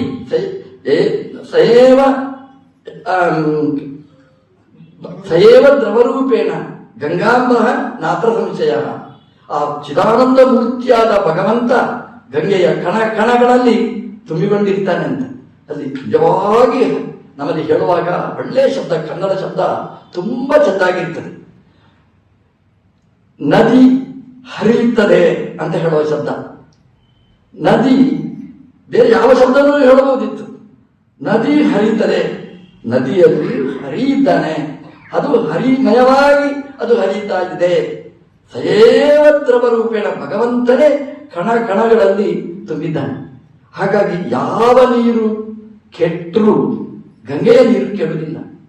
ನಾವು ಒಂದು ನೀರು ಮನೆಯಲ್ಲಿ ಸ್ಟಾಕ್ ಮಾಡ್ತೇವೆ, ನಿನ್ನೆ ನೀರು ಇವತ್ತಿಗೆ ಇಟ್ಟರೆ ಅದರಲ್ಲಿ ಹುಳ ಆಗ್ತದೆ. ಒಂದು ವಾರ ಇಟ್ಟರೆ ಅದರ ಕಥೆ ಏನು ನಮಗೆಲ್ಲ ಗೊತ್ತು. ನಮಗೆ ನೀರು ಸ್ಟಾಕ್ ಮಾಡುವವರಿಗೆ ಗೊತ್ತು ನಮಗೆ. ಆದರೆ ಗಂಗೆಯ ನೀರು ಹಾಗಲ್ಲ. ನಾವು ಇಲ್ಲಿಂದ ಇಟ್ಕೊಂಡು ಹೋಗ್ತೇವೆ. ನಾವು ಮನೆಯಲ್ಲಿ ಇಟ್ಟರೆ ವರ್ಷಗಟ್ಟಲೆ ಇಟ್ಟರೂ ಕೆಡದಿದ್ದ ನೀರು ಅಂತಂದ್ರೆ ಅದು ಗಂಗೆಯ ನೀರು ಅಂತಂದ್ರೆ ಕೆಡದಿದ್ದ ಸಾಮರ್ಥ್ಯ ಕೊಡುವ ಭಗವಂತನ ಸನ್ನಿಧಾನ ಅದರಲ್ಲಿ ಇರ್ತದೆ. ನಮ್ಮ ಮನೆಯಲ್ಲಿ ಇಟ್ಟರೆ ಗಂಗೆಯ ಸನ್ನಿಧಾನ ಇಡೀ ಮನೆಗಾಗಿ ಒಳ್ಳೆಯ ವೈಬ್ರೇಷನ್ ಬರತಕ್ಕಂಥದ್ದು. ಅಲ್ಲಿ ಹೋದರೆ ಒಂದು ಬಿಂದು ನೀರು ಹಾಕ್ತಾರೆ, ಗಂಗೆಯ ನೀರು ಅಂತ ಒಂದು ಬಿಂದು ನೀರು ಹಾಕ್ತಾರೆ. ಆದರೆ ಇಲ್ಲಿ ಬಿಂದು ನೀರು ಅಲ್ಲ, ಸಿಂಧು ನೀರು ಇಲ್ಲಿದೆ. ಎಷ್ಟು ಬೇಕಾದರೂ ಸ್ನಾನ ಮಾಡಬಹುದು. ಮಳೆಗಾಲದಲ್ಲಿ, ಚಾತುರ್ಮಾಸ್ಯ ಕಾಲದಲ್ಲಿ ಬಂದರೆ ಕೆಂಪು ನೀರು ಇರ್ತದೆ, ಅಮ್ಮ ಕೋಪಗೊಂಡಿರ್ತಾಳೆ. ಆದರೆ ಇವತ್ತು ಬಂದ್ರೆ ಪರಿಶುದ್ಧವಾದ ನಿರ್ಮಲವಾದ ಆ ರೂಪ ನೋಡಬೇಕು ಅಂದ್ರೆ ಈ ಸಮಯ ಧನಂಜಯವರು ಭೂಮಿಗೆ ಬಂದಿದ್ದಾರೆ ಅಂದ್ರೆ ಈ ಗಂಗೆಯಲ್ಲಿ ಒಳ್ಳೆಯ ಪರಿಶುದ್ಧವಾದ ರೂಪ ಇದ್ದದರಿಂದ ನಮ್ಮನ್ನು ಇಲ್ಲಿ ಎಳ್ಕೊಂಡು ಬಂದು ಗಂಗೆಯಲ್ಲಿ ಸ್ನಾನ ಮಾಡಿ ಅಂತ ಒಂದು ಮಾಸ ಸ್ನಾನ ಮಾಡುವ ಭಾಗ್ಯವನ್ನು ನಮಗೆ ಕಲ್ಪಿಸಿ ಕೊಟ್ಟಿದ್ದಾರೆ. ಗಂಗೆ ಶುದ್ಧ. ಇವತ್ತು ನೋಡಿದ್ರೆ ಗೊತ್ತು ನೋಡಿ, ಗಂಗೆ ನಾವು ಎಷ್ಟೇ ಕಸ ತುಂಬಿಸಿದ್ದೇವೆ, ಆದರೆ ಗಂಗೆ ಪರಿಶುದ್ಧ. ಆದ್ರೆ ಏನು ಮಾಡುದು? ಒಂದು ರೀತಿಯಲ್ಲಿ ಜನ ಕೆಡಿಸ್ತಾರೆ, ಒಂದು ರೀತಿಯಲ್ಲಿ ಅದನ್ನು ಖುಷಿ ಪಡ್ತಾರೆ. ಆ ಗಂಗೆಯಲ್ಲಿ ಬಟ್ಟೆ ಇಷ್ಟಿಷ್ಟು ಬಟ್ಟೆಗಳು ಬರ್ತವೆ. ಅದಕ್ಕೆ ಕಾರಣ ಯಾರು?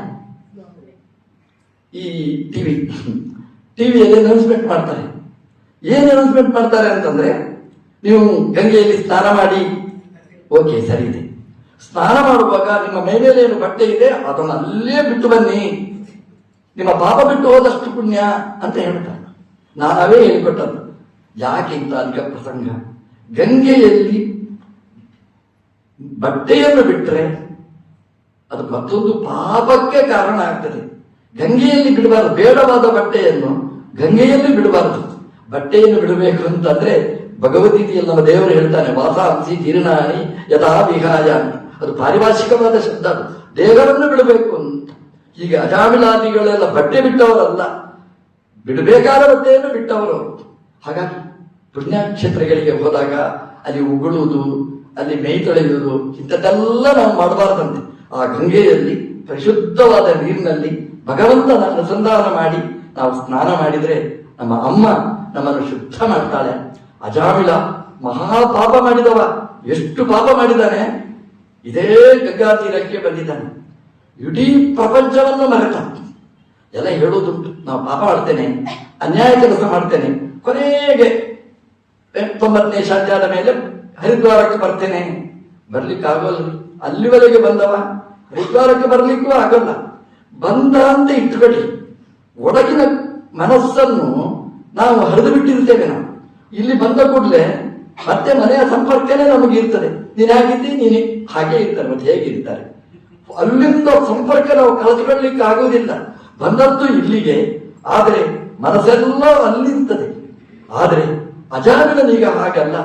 ಅಜ ಆಮಿಳ, ಮೊದಲು ಅಜಾ ಮಿಳ ಆಗಿದ್ದ, ಈಗ ಅಜ. ಅಜ ಅಂದ್ರೆ ನಮ್ಮ ಅಜ್ಜ ಭಗವಂತ. ಅಜ ಹುಟ್ಟಿಲ್ಲದಿದ್ದ ದೇವರು, ಅವನಲ್ಲಿ ಆಮಿಳ, ಅವನಲ್ಲಿ ಚೆನ್ನಾಗಿ ತನ್ನ ಮನಸ್ಸನ್ನು ಬೇರೂರುವ ಹಾಗೆ ಮಾಡಿದ. ಅಜಾಮಿಳನಾದ. ಅದು ದೇವರನ್ನು ಬಿಟ್ಟು ಮತ್ತೆ ಏನು ನೆನಪಾಗಲಿಲ್ಲ ಅವನಿಗೆ. ಆ ವೇಶ್ಯ ಸ್ತ್ರೀ, ಅವಳ ಪಡೆದ ಮಕ್ಕಳು ಯಾರು ನೆನಪಾಗಲಿಲ್ಲ. ಅವನು ಗಂಗಾ ತೀರಕ್ಕೆ ಬಂದ, ಎಲ್ಲ ಮರೆತು ಬಿಟ್ಟ. ಅವನಿಗೆ ಆ ವೈರ್ ಕನೆಕ್ಷನ್ನೇ ಭಗವಂತ ತಪ್ಪಿಸಿ ಬಿಟ್ಟ. ಯಾವಾಗ ತಪ್ಪಿಸಿದ ಅಂತಂದ್ರೆ, ಯಮದೂತರು ಬಂದರು, ನಾರಾಯಣ ಅಂತ ಕರಿಬೇಕು ಅಂತ ಹೊರಟ. ಅವನು ನಾ ಅಂತ ಹೇಳುವಾಗಲೇ ವೈರ್ ಕನೆಕ್ಷನ್ ತಪ್ಪಿಸಿಬಿಟ್ಟ. ಈ ವೇಶ್ಯೆ ಮಕ್ಕಳು, 10 ಮಕ್ಕಳು ಎಲ್ಲ ಕನೆಕ್ಷನ್ ತಪ್ಪಿತು.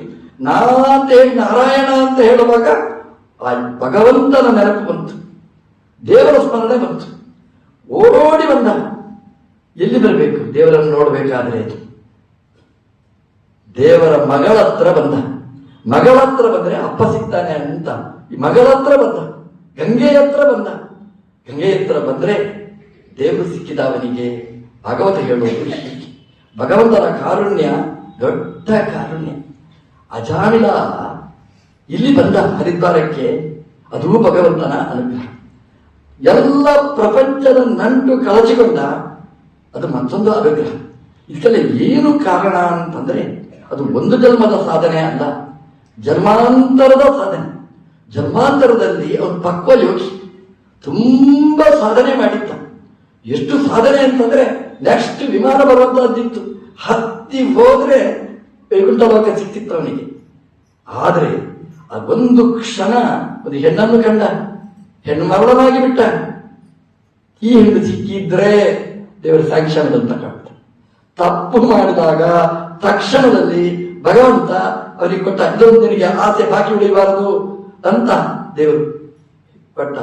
ಈ ಜನ್ಮದಲ್ಲಿ ಅವನ ಪ್ರಾರಬ್ಧ, ಕೊನೆಗೆ ಬಯಸಿದ ಅವನ ಭಯಕ್ಕೆ ಅದನ್ನು ಭಗವಂತ ತೀರ್ವಾಗಿ ಸಾಕ ಅಂತ ಕೇಳಿದ. ಸಾಕೋ ಸಾಕು ಮಾಡಿಸಿದ ಭಗವಂತ. ಆ ಕನೆಕ್ಷನ್ ತಪ್ಪಿಸಿದ, ಅಲ್ಲಿಗೆ ಮುಗಿಸಿದ. ಹಿಂದಿನ ಜನ್ಮದಿಂದ ಮತ್ತೆ ಮುಂದುವರಿಸಿದ ಅವನ ಸಾಧನೆ. ಅಲ್ಲಿ ಎಷ್ಟು ಬಾಕಿ ಉಳಿದಿತ್ತು ಅದನ್ನು ಗಂಗಾ ತೀರಕ್ಕೆ ಬಂದ, ಕರೆಸಿದ, ಇಲ್ಲಿ ಕೂಡಿಸಿದ. ಗಂಗಾ ತಟೆಯಲ್ಲಿ, ಅಲ್ಲಿ ಯಾವ ಜಾಗ ಅಂತ ಅಲ್ಲ, ಆ ಗಂಗೆಯ ಜಾಗನೇ, ಗಂಗೆಯ ಮಡಿಲೇ ಅವನಿಗೆ ಭಗವಂತನ ಉತ್ಸಂಗವಾಯಿತು, ಸತ್ಸಂಗ ಆಯಿತು. ಅಲ್ಲೇ ಭಗವಂತನ ಚಿಂತನೆ ಮಾಡಿದ. ಅಲ್ಲಿಂದ ಸಾಧನೆ ಮುಂದುವರಿಯಿತು. ಅಜಾಮಿಳ ಅನ್ನ, ಆಹಾರ ಎಲ್ಲವನ್ನೂ ತರದ. ಅವನ ಮನಸ್ಸು ಭಗವಂತನನ್ನು ಕೇಂದ್ರೀಕರಿಸಿತು. ಭಗವಂತನ ಗುಣಗಳನ್ನು ಅನುಸಂಧಾನ ಮಾಡಿದ. ಭಗವಂತ ಪ್ರೀತನಾದ. ಈ ದೇಹವನ್ನು ತರದ. ಗಂಗೆಯಲ್ಲಿ ಬಟ್ಟೆ ಬಿಡುವುದು ಅಂದ್ರೆ ಈ ದೇಹ ಎನ್ನುವ ಬಟ್ಟೆಯನ್ನು ಬಿಟ್ಟ. ಇದು ಪವಿತ್ರವಾದಂತಹ ಜಾಗ. ಅಮ್ಮ ಕೊಟ್ಟ ದೇಹ ಅಮ್ಮನ ಮಡಿಲಲ್ಲಿ ತರೆದ. ಭಗವಂತನ ಪಾದದಲ್ಲಿ ಅದನ್ನು ಪರಿತ್ಯಾಗ ಮಾಡಿದ. ಅವ ದೇವರು ಕಳಿಸಿದ ವಿಮಾನದಲ್ಲಿ ಭಗವಂತನ ಲೋಕಕ್ಕೆ ಹೋದ ಕಥೆಯನ್ನು ಭಾಗವತ ನನಗೆ ನಿರೂಪಣೆ ಮಾಡಿದೆ. ಅಜಾಮಿಳನ ಕಥೆ ಮೇಲ್ನೋಟಕ್ಕೆ ತುಂಬಾ ರೋಚಕ. ಎಷ್ಟು ಅನ್ಯಾಯ ಮಾಡಬಹುದು, ದೇವರು ಸಿಗ್ತಾರೆ, ಕೊನೆಗೆ ನಾರಾಯಣ ಅಂತ ಹೇಳಿದ್ರೆ ಸಾಕು. ಅದಲ್ಲ, ಅಷ್ಟಕ್ಕೆ ಆಗುವುದಿಲ್ಲ. ಹಾಗಿದ್ರೆ ಎಲ್ಲರೂ ಹೋಗ್ಬೋದಿತ್ತು. ಆದರೆ ಅಜಾಮಿಳನ ಸಾಧನೆ ದೊಡ್ಡ ಸಾಧನೆ ಅದು. ಜನ್ಮಾಂತರದಲ್ಲಿ ಪಕ್ವ ಯೋಗಿ. ಹಾಗಾಗಿ ಅವನ ಯಾವುದೋ ಒಂದು ಕ್ಷಣದ ಅಜಾಗರೂಕತೆಯಿಂದ ಅದೇ ಜೊತೆಗೆ ಮಿಲನೆ ಮಾಡಬೇಕಾದ ದುರಂತ ಬಂತು. ಕೊನೆಗೆ ಅಜನ ಜೊತೆಗೆ ಮಿಲನವಾಗಿ ಅಜಾಮಿಳ ಇವತ್ತು ಶಾಶ್ವತವಾದ ಸ್ಥಾನವನ್ನು ಪಡೆದ ಕಥೆಯನ್ನು ಭಾಗವತ ಹೇಳುತ್ತೆ. ಮುಷ್ಯಂತಿ ಎಂ ಸೂರಯ.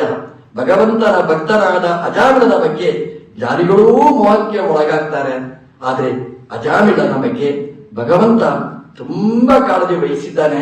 ಅವನನ್ನು ಎತ್ತರದ ಲೋಕಕ್ಕೆ ಕರ್ಕೊಂಡು ಹೋದ ಕಥೆಯನ್ನು ಶ್ರೀಮದ್ ಭಾಗವತ ನಿರೂಪಣೆ ಮಾಡಿದೆ. ಇಂದ್ರ ಸಭೆಯಲ್ಲಿ ಕೂತಿದ್ದಾರಂತೆ. ಬೃಹಸ್ಪತ್ಯಾಚಾರ್ಯರು ಬರ್ತಾರೆ ಅಲ್ಲಿಗೆ. ಇಂದ್ರ ಗಮನಿಸ್ತಿಲ್ಲ.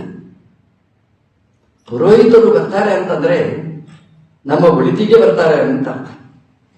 ಪುರೋಹಿತರು ಬಂದರು ಅಂತಂದ್ರೆ ಏನೋ ಹೋಮಗಂಟು ಹಾಕ್ತಾರೆ ಅಂತ ನಾವು ಚಿಂತನೆ ಮಾಡಬಾರದು. ಪುರೋಹಿತ ಅಂತಂದ್ರೆ ಮುಂದೆ ಬರಬೇಕಾದ ಹಿತದ ಬಗ್ಗೆ ಚಿಂತನೆ ಮಾಡುವವರು ಪುರೋಹಿತರು. ಬೃಹಸ್ಪತ್ಯಾಚಾರ್ಯರು ಬಂದರು. ಅವನ ಯೋಗ ಎಲ್ಲಿವರೆಗೆ ಪುರೋಹಿತರು ನಮ್ಮ ಜೊತೆಗೆ ಇರ್ತಾರೆ ಅಲ್ಲಿವರೆಗೆ ನಮಗೆ ಯಾವುದೇ ಭಯ ನಮಗೆ ಇರುವುದಿಲ್ಲ. ನಮ್ದು ಫ್ಯಾಮಿಲಿ ಡಾಕ್ಟರ್ ಇದ್ದ ಹಾಗೇನೆ ಫ್ಯಾಮಿಲಿ ಪುರೋಹಿತರು ಅಂತ ನಮ್ಮ ಕುಟುಂಬದ ಪುರೋಹಿತರು. ಫ್ಯಾಮಿಲಿ ಡಾಕ್ಟರ್ಗೆ ನಮ್ದು ಗೊತ್ತಿದೆ, ಕಾಳಜಿ ಗೊತ್ತಿರ್ತದೆ, ನಮ್ದು ಏನು ರೋಗ ಎಲ್ಲ ಗೊತ್ತಿರ್ತದೆ ಅವರಿಗೆ. ಪುರೋಹಿತರಿಗೂ ಅಷ್ಟೇ ನಮ್ದೆಲ್ಲ ಜಾತಕ ಅವರಿಗೆ ಗೊತ್ತಿರ್ತದೆ. ಯಾವಾಗ ನಮ್ಗೆ ಒಳ್ಳೆಯ ಸಮಯ ಕೆಟ್ಟ ಸಮಯ ಅದನ್ನೆಲ್ಲ ಚಿತ್ರಿಸಿರ್ತಾರೆ. ತುಂಬಾ ಜವಾಬ್ದಾರಿ ಅವರಿಗಿದೆ. ಇವತ್ತು ಪುರೋಹಿತ ಅಂತಂದ್ರೆ ಪುರೋಹಿತಶಾಹಿ ಅಂದ್ರೆ ಕೆಟ್ಟ ಶಬ್ದ. ಆದರೆ ಪುರೋಹಿತ ಅನ್ನುವ ಶಬ್ದ ಮೂಲತಃ ಒಳ್ಳೆಯ ಶಬ್ದ ಅದು. ಅಂದ್ರೆ ನಮ್ಮ ಯೋಗಕ್ಷೇಮವನ್ನು ಯಾರು ಚಿಂತನೆ ಮಾಡ್ತಾನೆ, ನಮ್ಮ ಒಳಿತಿಗೋಸ್ಕರವಾಗಿ ಯಾರು ತನ್ನನ್ನು ಅರ್ಪಿಸಿಕೊಳ್ತಾನೆ ಅವನು ಪುರೋಹಿತ ಅಂತ ಹೇಳ್ತಾರೆ. ಬರ್ತಾರೆ ಬೃಹಸ್ಪತ್ಯಾಚಾರ್ಯರು. ಇಂದ್ರ ಅವರನ್ನು ಇಗ್ನೋರ್ ಮಾಡ್ತಾನೆ. ಬೃಹಸ್ಪತ್ಯಾಚಾರ್ಯರು ಅಲ್ಲ ಹೊರಟೋರು. ಪುರೋಹಿತರಿಗೆ ಏನು ಬೇಕು, ಏನು ಅಪೇಕ್ಷೆ ಮಾಡಲ್ಲ ಅವರು. ಬಂದ ಕೂಡಲೇ ಅವರಿಗೆ ನಮಸ್ಕಾರ ಮಾಡಿ ಕ್ಷೇಮನ ಅಂತ ಕೇಳಿ ಆಸನ ಹಾಕಿ ಕೂಡಿಸಿ ಅವರಿಗೆ ಮಧುಮರ್ಕ ಕೊಟ್ಟರೆ ಸಂತೋಷ ಪಡ್ತಾರೆ. ಅವರಿಗೆ ಮತ್ತೇನೂ ಬಯಸುವುದಿಲ್ಲ ಅವರು.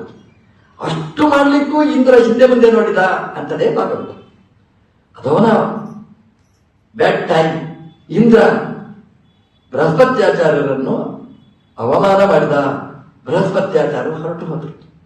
ಭಾಗವತ ಎಷ್ಟು ಚೆನ್ನಾಗಿ ಹೇಳುತ್ತೆ ಅಂತಂದ್ರೆ, ಎಲ್ಲಿ ನನಗೆ ಜಾಗ ಇಲ್ಲ ನಾನು ಅಲ್ಲಿ ಬರಬಾರದು. ಪುರೋಹಿತರ ಗೌರವ ಎತ್ತಿ ಹಿಡಿದವ ಬೃಹಸ್ಪತಿ. ಅಂದ್ರೆ ತನಗೆ ಸ್ಥಾನಮಾನ ಸಿಗುವಲ್ಲಿ ತಾನು ಹೋಗಬೇಕು, ತಾನು ಬೇಡ ಅಂತ ಆದಾಗ ನಾನು ಹೋಗಬಾರದು. ಅದೃಶ್ಯನಾದ ಬೃಹಸ್ಪತಿ. ದೇವತೆಗಳಿಗಿರುವ ಶಕ್ತಿ ಇದು. ಅವರಿಗೆ ಬೇಕಾದಾಗ ಕಾಣಿಸ್ತಾರೆ, ಬೇಡವಾದಾಗ ಕಾಣಿಸುವುದಿಲ್ಲ. ಎಷ್ಟು ಆಶ್ಚರ್ಯ ಅಂತಂದ್ರೆ, ಇಂದ್ರ ಮೈಯೆಲ್ಲ ಕಣ್ಣಿನವ, ಸಹಸ್ರಾಕ್ಷ ಅಂತ ಅವನಿಗೆ ಹೆಸರು. ಅವನು 1000 ಕಣ್ಣಿನಿಂದಲೂ ಇಂದ್ರನಿಗೆ ನೋಡ್ಲಿಕ್ಕೆ ಆಗಲಿಲ್ಲ. 3 ಲೋಕದ ಅಧಿಪತಿ ಬೃಹಸ್ಪತ್ಯಾಚಾರ್ಯರು ಅದೃಶ್ಯ. ದೈತ್ಯರಿಗೆ ಹೇಗೆ ಗೊತ್ತಾಯ್ತು ನೋಡಿ, ಇಂದ್ರನಿಗೂ ಬೃಹಸ್ಪತ್ಯಾಚಾರ್ಯರಿಗೂ ಜಗಳ, ದೇವಲೋಕಕ್ಕೂ ಪುರೋಹಿತರಿಗೂ NSCಗೆ ದೈತ್ಯರಿಗೆ ಖುಷಿಯೋ ಖುಷಿ. ಬಂದ್ರು, ಇಂದ್ರ ಸೋತ. ಇಂದ್ರನ ಸಾಮ್ರಾಜ್ಯ ದೈತ್ಯರ ವಶ. ಎಂತ ಟೆನ್ಷನ್ ಆ ಜಾಗ ನೋಡಿ. ದೈತ್ಯರು ಕಾಯ್ತಾ ಇದ್ದಾರೆ ದೇವಲೋಕಕ್ಕೆ ಲಗ್ಗೆ ಹಾಕ್ಲಿಕ್ಕೆ ಅಂತ. ಇಂದ್ರನ ಸ್ಥಾನ ಅಭದ್ರ ಆಯಿತು. ಬ್ರಹ್ಮದೇವರ ಹತ್ರ ಹೋದ. ಬ್ರಹ್ಮದೇವರು ಹೇಳಿದರು, ಬೃಹಸ್ಪತ್ಯಾಚಾರ್ಯರನ್ನು ಉಪಸತಿ ಮಾಡಿ ಅಂತ. ಅವರು ಸಿಗ್ಲಿಲ್ಲ ಅಂತ ಆಯ್ತು. ಹಾಗಾದ್ರೆ ಹೇಳಿದ, ವಿಶ್ವರೂಪಾಚಾರ ಹತ್ರ ಹೋಗಿ ಅಂತ. ವಿಶ್ವರೂಪಾಚಾರ ಹತ್ರ ಹೋಗ್ತಾನೆ. ವಿಶ್ವರೂಪಾಚಾರ್ಯರು ಅವನಿಗೆ ತ್ವಷ್ಟೃವಿನ ಮಗ. ಅವರು ವಿಶ್ವರೂಪ ಒಳ್ಳೆಯ ಪುರೋಹಿತರು. ಅಲ್ಲಿ ಹೋಗ್ತಾನೆ. 3 ತಲೆ ಅವರಿಗೆ, ಅನ್ನಾದ, ಸೋಮಾದ, ಸುರಾದ ಅಂತ. ಅನ್ನವನ್ನು ತಿನ್ನುವ, ಸೋಮ ಜಾಗದಲ್ಲಿ ಸೋಮವನ್ನು ಪಾನ ಮಾಡುವ, ಸುರಾಪಾನ ಮಾಡುವ 3 ಮುಖದವರು ವಿಶ್ವರೂಪಾಚಾರ್ಯರು. ಅವರನ್ನು ಉಪಸತಿ ಮಾಡಿದ.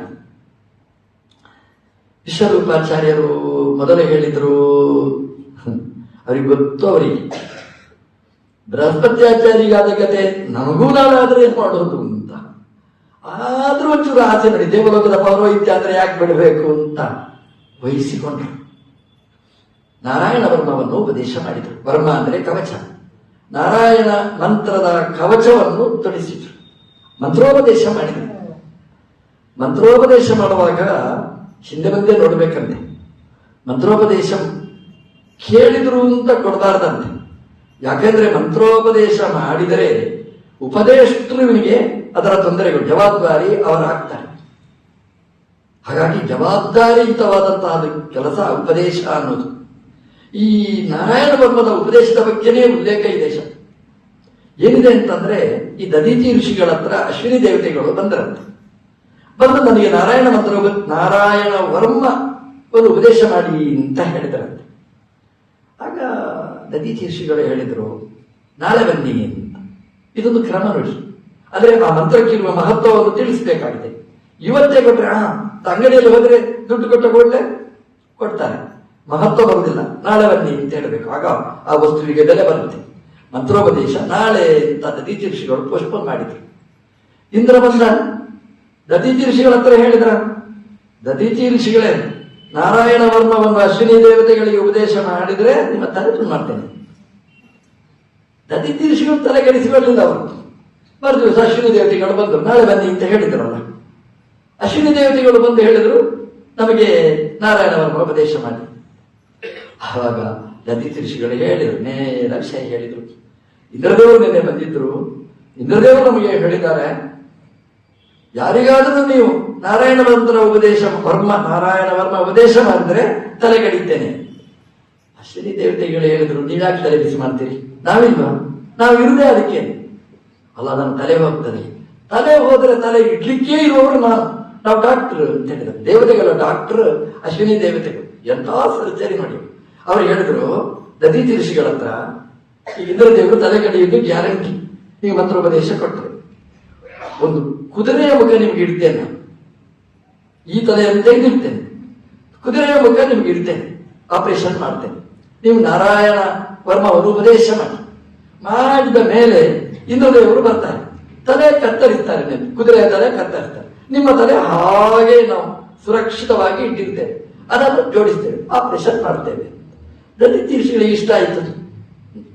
ಅವರಿಗೆ ಕುದುರೆಯ ಮುಖದಲ್ಲಿ ಅಶ್ವಿ ಮುಖದಿಂದ ಅಶ್ವಿನಿ ದೇವತೆಗಳಿಗೆ ನಾರಾಯಣ ವರ್ಮ ಉಪದೇಶ ಮಾಡಿದರು. ಇಂದ್ರ ಬಂದ, ತಲೆ ಕತ್ತರಿಸಿದ. ಅಶ್ವಿನಿ ದೇವತೆಗಳು ತಲೆ ಜೋಡಿಸಿದರು. ಪುರಾಣಗಳಲ್ಲಿ ಭಾಗವತದಲ್ಲಿ ಇಂತಹ ಕಥೆ ತುಂಬಾ ರೋಚಕವಾಗಿ ಇರ್ತದೆ.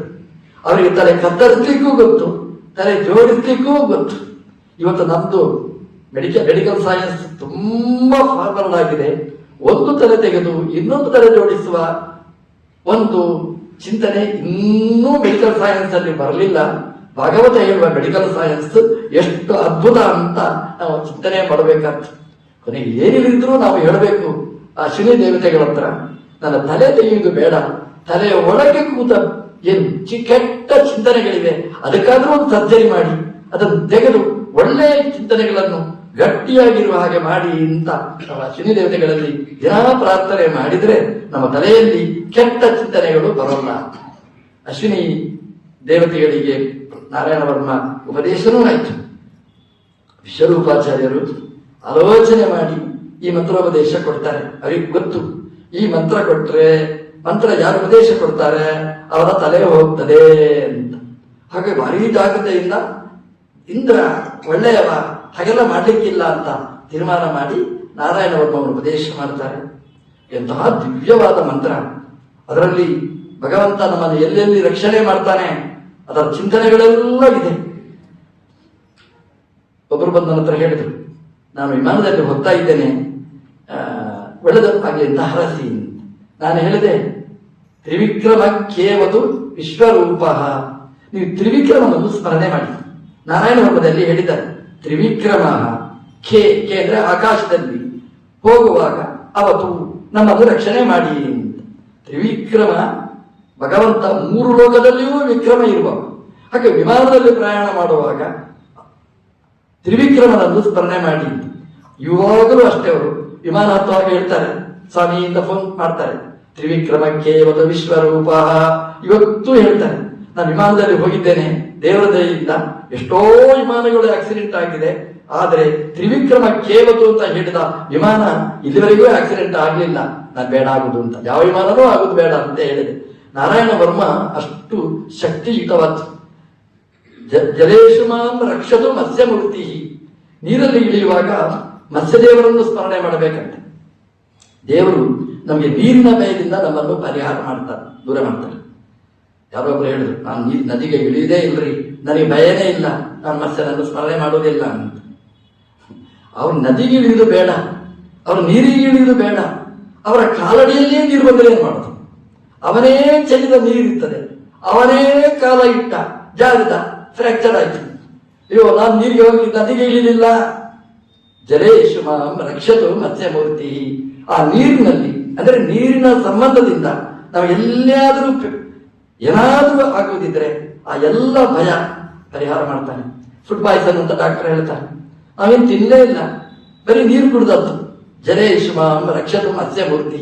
ಯಾವ ನೀರಲ್ಲಿ ಏನು ದೋಷ ಇದೆ ಅಂತ ನಮ್ಗೆ ಗೊತ್ತಿಲ್ಲ, ಅದನ್ನೆಲ್ಲ ಆ ಮತ್ಸ್ಯಮೂರ್ತಿ ಪರಿಹಾರ ಮಾಡಲಿ. ಜಡೇಶು ಜಲೇಶು ಅಲ್ಲಡೆಯೋರ ವೇದ ಜಡೇಶು ಮಾಂ ರಕ್ಷತು ಮತ್ಸ್ಯಮೂರ್ತಿ. ಜಡ ಕೆಲವು ಸಲ ಏನು ಉತ್ತರ ಕೊಡಬೇಕು ಅಂತೇ ತೋಚುತ್ತಿಲ್ಲ, ನಮಗೆ ದಿಗ್ಭ್ರಾಂತರಾಗಿ ಬಿಡ್ತೇವೆ, ನಮಗೆ ತಲೆ ಬ್ಲ್ಯಾಂಕ್ ಆಗಿ ಬಿಡ್ತದೆ. ನಾವೇನ್ ಮಾಡ್ಬೇಕು ಆವಾಗ? ಜಡೇಶು ಮಾಂ ರಕ್ಷತು ಮತ್ಸ್ಯಮೂರ್ತಿ. ನಮಗೆ ಜಾಡ್ಯ ಬರ್ತದೆ. ಅಂತಹ ಸಂದರ್ಭದಲ್ಲಿ ಮತ್ಸ್ಯನನ್ನು ಸ್ಮರಣೆ ಮಾಡಿ ತಕ್ಷಣ ಭಗವಂತ ಒಳ್ಳೆಯ ಸ್ಫೂರ್ತಿಯನ್ನು ಕೊಡ್ತಾನೆ, ಒಳ್ಳೆಯ ಮಾರ್ಗದರ್ಶನ ಮಾಡ್ತಾನೆ. ಕೈ ಹಿಡಿದುಕೊಂಡಿರ್ತದೆ, ಬಿಡಿಸ್ಲಿಕ್ಕಾಗುವುದಿಲ್ಲ, ಕಾಲು ಬಿಡಿಸ್ಲಿಕ್ಕಾಗುವುದಿಲ್ಲ. ಜಡೇಶು, ನಮ್ಮ ದೇಹಕ್ಕೆ ಜಾಡ್ಯ ಬಂತು. ಜಲೇಶು ಮಾಂ ರಕ್ಷತು ಮತ್ಸ್ಯಮೂರ್ತಿ. ಭಗವಂತನನ್ನು ಚಿಂತನೆ ಮಾಡಿ ಇಡೀ ಒಳ್ಳೆಯ ಪ್ರಾರ್ಥನೆ, ಒಳ್ಳೊಳ್ಳೆಯ ಚಿಂತನೆಗಳನ್ನು ಕೊಡತಕ್ಕಂತಹ ಮಂತ್ರ ಇದರಲ್ಲಿ ಜಲೇಶು ಮಾಂ ರಕ್ಷತು ಮತ್ಸ್ಯಮೂರ್ತಿ ಅಂತ ಇದೆ. ಇಂತಹ ದಿವ್ಯವಾದ ಮಂತ್ರ ನಾರಾಯಣ ವರ್ಮ ಇದು ಕವಚ ಇದ್ದಾಗೆ. ಒಂದು ಕವಚ ಇದ್ರೆ ಹೇಗೆ ಚಳಿ ನಮ್ಮನ್ನು ಬಾಧಿಸುವುದಿಲ್ಲ ಅಥವಾ ಆಯುಧಗಳು ನಮ್ಮನ್ನು ಬಾಧಿಸುವುದಿಲ್ಲ, ನಾರಾಯಣ ವರ್ಮದ ಕವಚ ನಮಗೆ ಇದ್ರೆ ಯಾವುದೇ ಶತ್ರುಗಳು, ಯಾವುದೇ ರೀತಿಯಾದ ಆಪತ್ತು ನಮ್ಮನ್ನು ಬಾಧಿಸುವುದಿಲ್ಲ ಅಂತ ಹೇಳ್ತಾರೆ. ಅಂತಹ ನಾರಾಯಣ ವರ್ಮದ ಕವಚ ತೊಡಿಸ್ತಾನೆ. ಅದನ್ನು ಧರಿಸಿದ ಇಂದ್ರ ದೈತ್ಯರ ಜೊತೆಗೆ ಯುದ್ಧ ಮಾಡ್ತಾನೆ, ಜಯಬೇರಿಗೊಳಿಸ್ತಾನೆ, ಜಯಬೇರಿ ಪಡೀತಾನೆ. ಅವನಿಗೆ ತನ್ನ ಸ್ಥಾನ ಸುಭದ್ರ ಆಯಿತು. ಯಾರೋ ಬಂದು ಇಂದ್ರ ಹತ್ರ ಕಿವಿ ಓದಿದ್ರು, ನಮ್ಮ ಆಚಾರ ಸರಿ ಇಲ್ಲ ಅಂತ. ವಿಶ್ವರೂಪಾಚಾರ್ಯರು ಮೋಸ. ಇಂದ್ರ ಹೇಳ್ದ, ಏನ್ ತಪ್ಪು ಮಾಡಿದ ನೋಡಿ, ಯಜ್ಞದಲ್ಲಿ ದೇವತೆಗಳಿಗೆ ಆಹುತಿ ಕೊಡಬೇಕು, ಸರಿ ಇದೆ, ದೈತ್ಯರಿಗೂ ಆಹುತಿ ಕೊಡ್ತಾನೆ. ಚೆಕ್ ಮಾಡಿದ, ನೋಡಿದ, ಹೌದು ವಿಶ್ವರೂಪಾಚಾರ್ಯರು ದೈತ್ಯರಿಗೂ ಆಹುತಿ, ದೇವತೆಗಳು ಸಹಿಸುವುದಿಲ್ಲ ಅಂತ. ಅಗ್ನಿಯ ಮಧ್ಯದಲ್ಲಿ ದೇವತೆಗಳಿಗೆ ಬಿಟ್ಟು ಬೇರೆ ಯಾರಿಗೂ ಆಹುತಿ ಕೊಡೋದನ್ನು ಅವರು ಒಪ್ಪುವುದಿಲ್ಲ.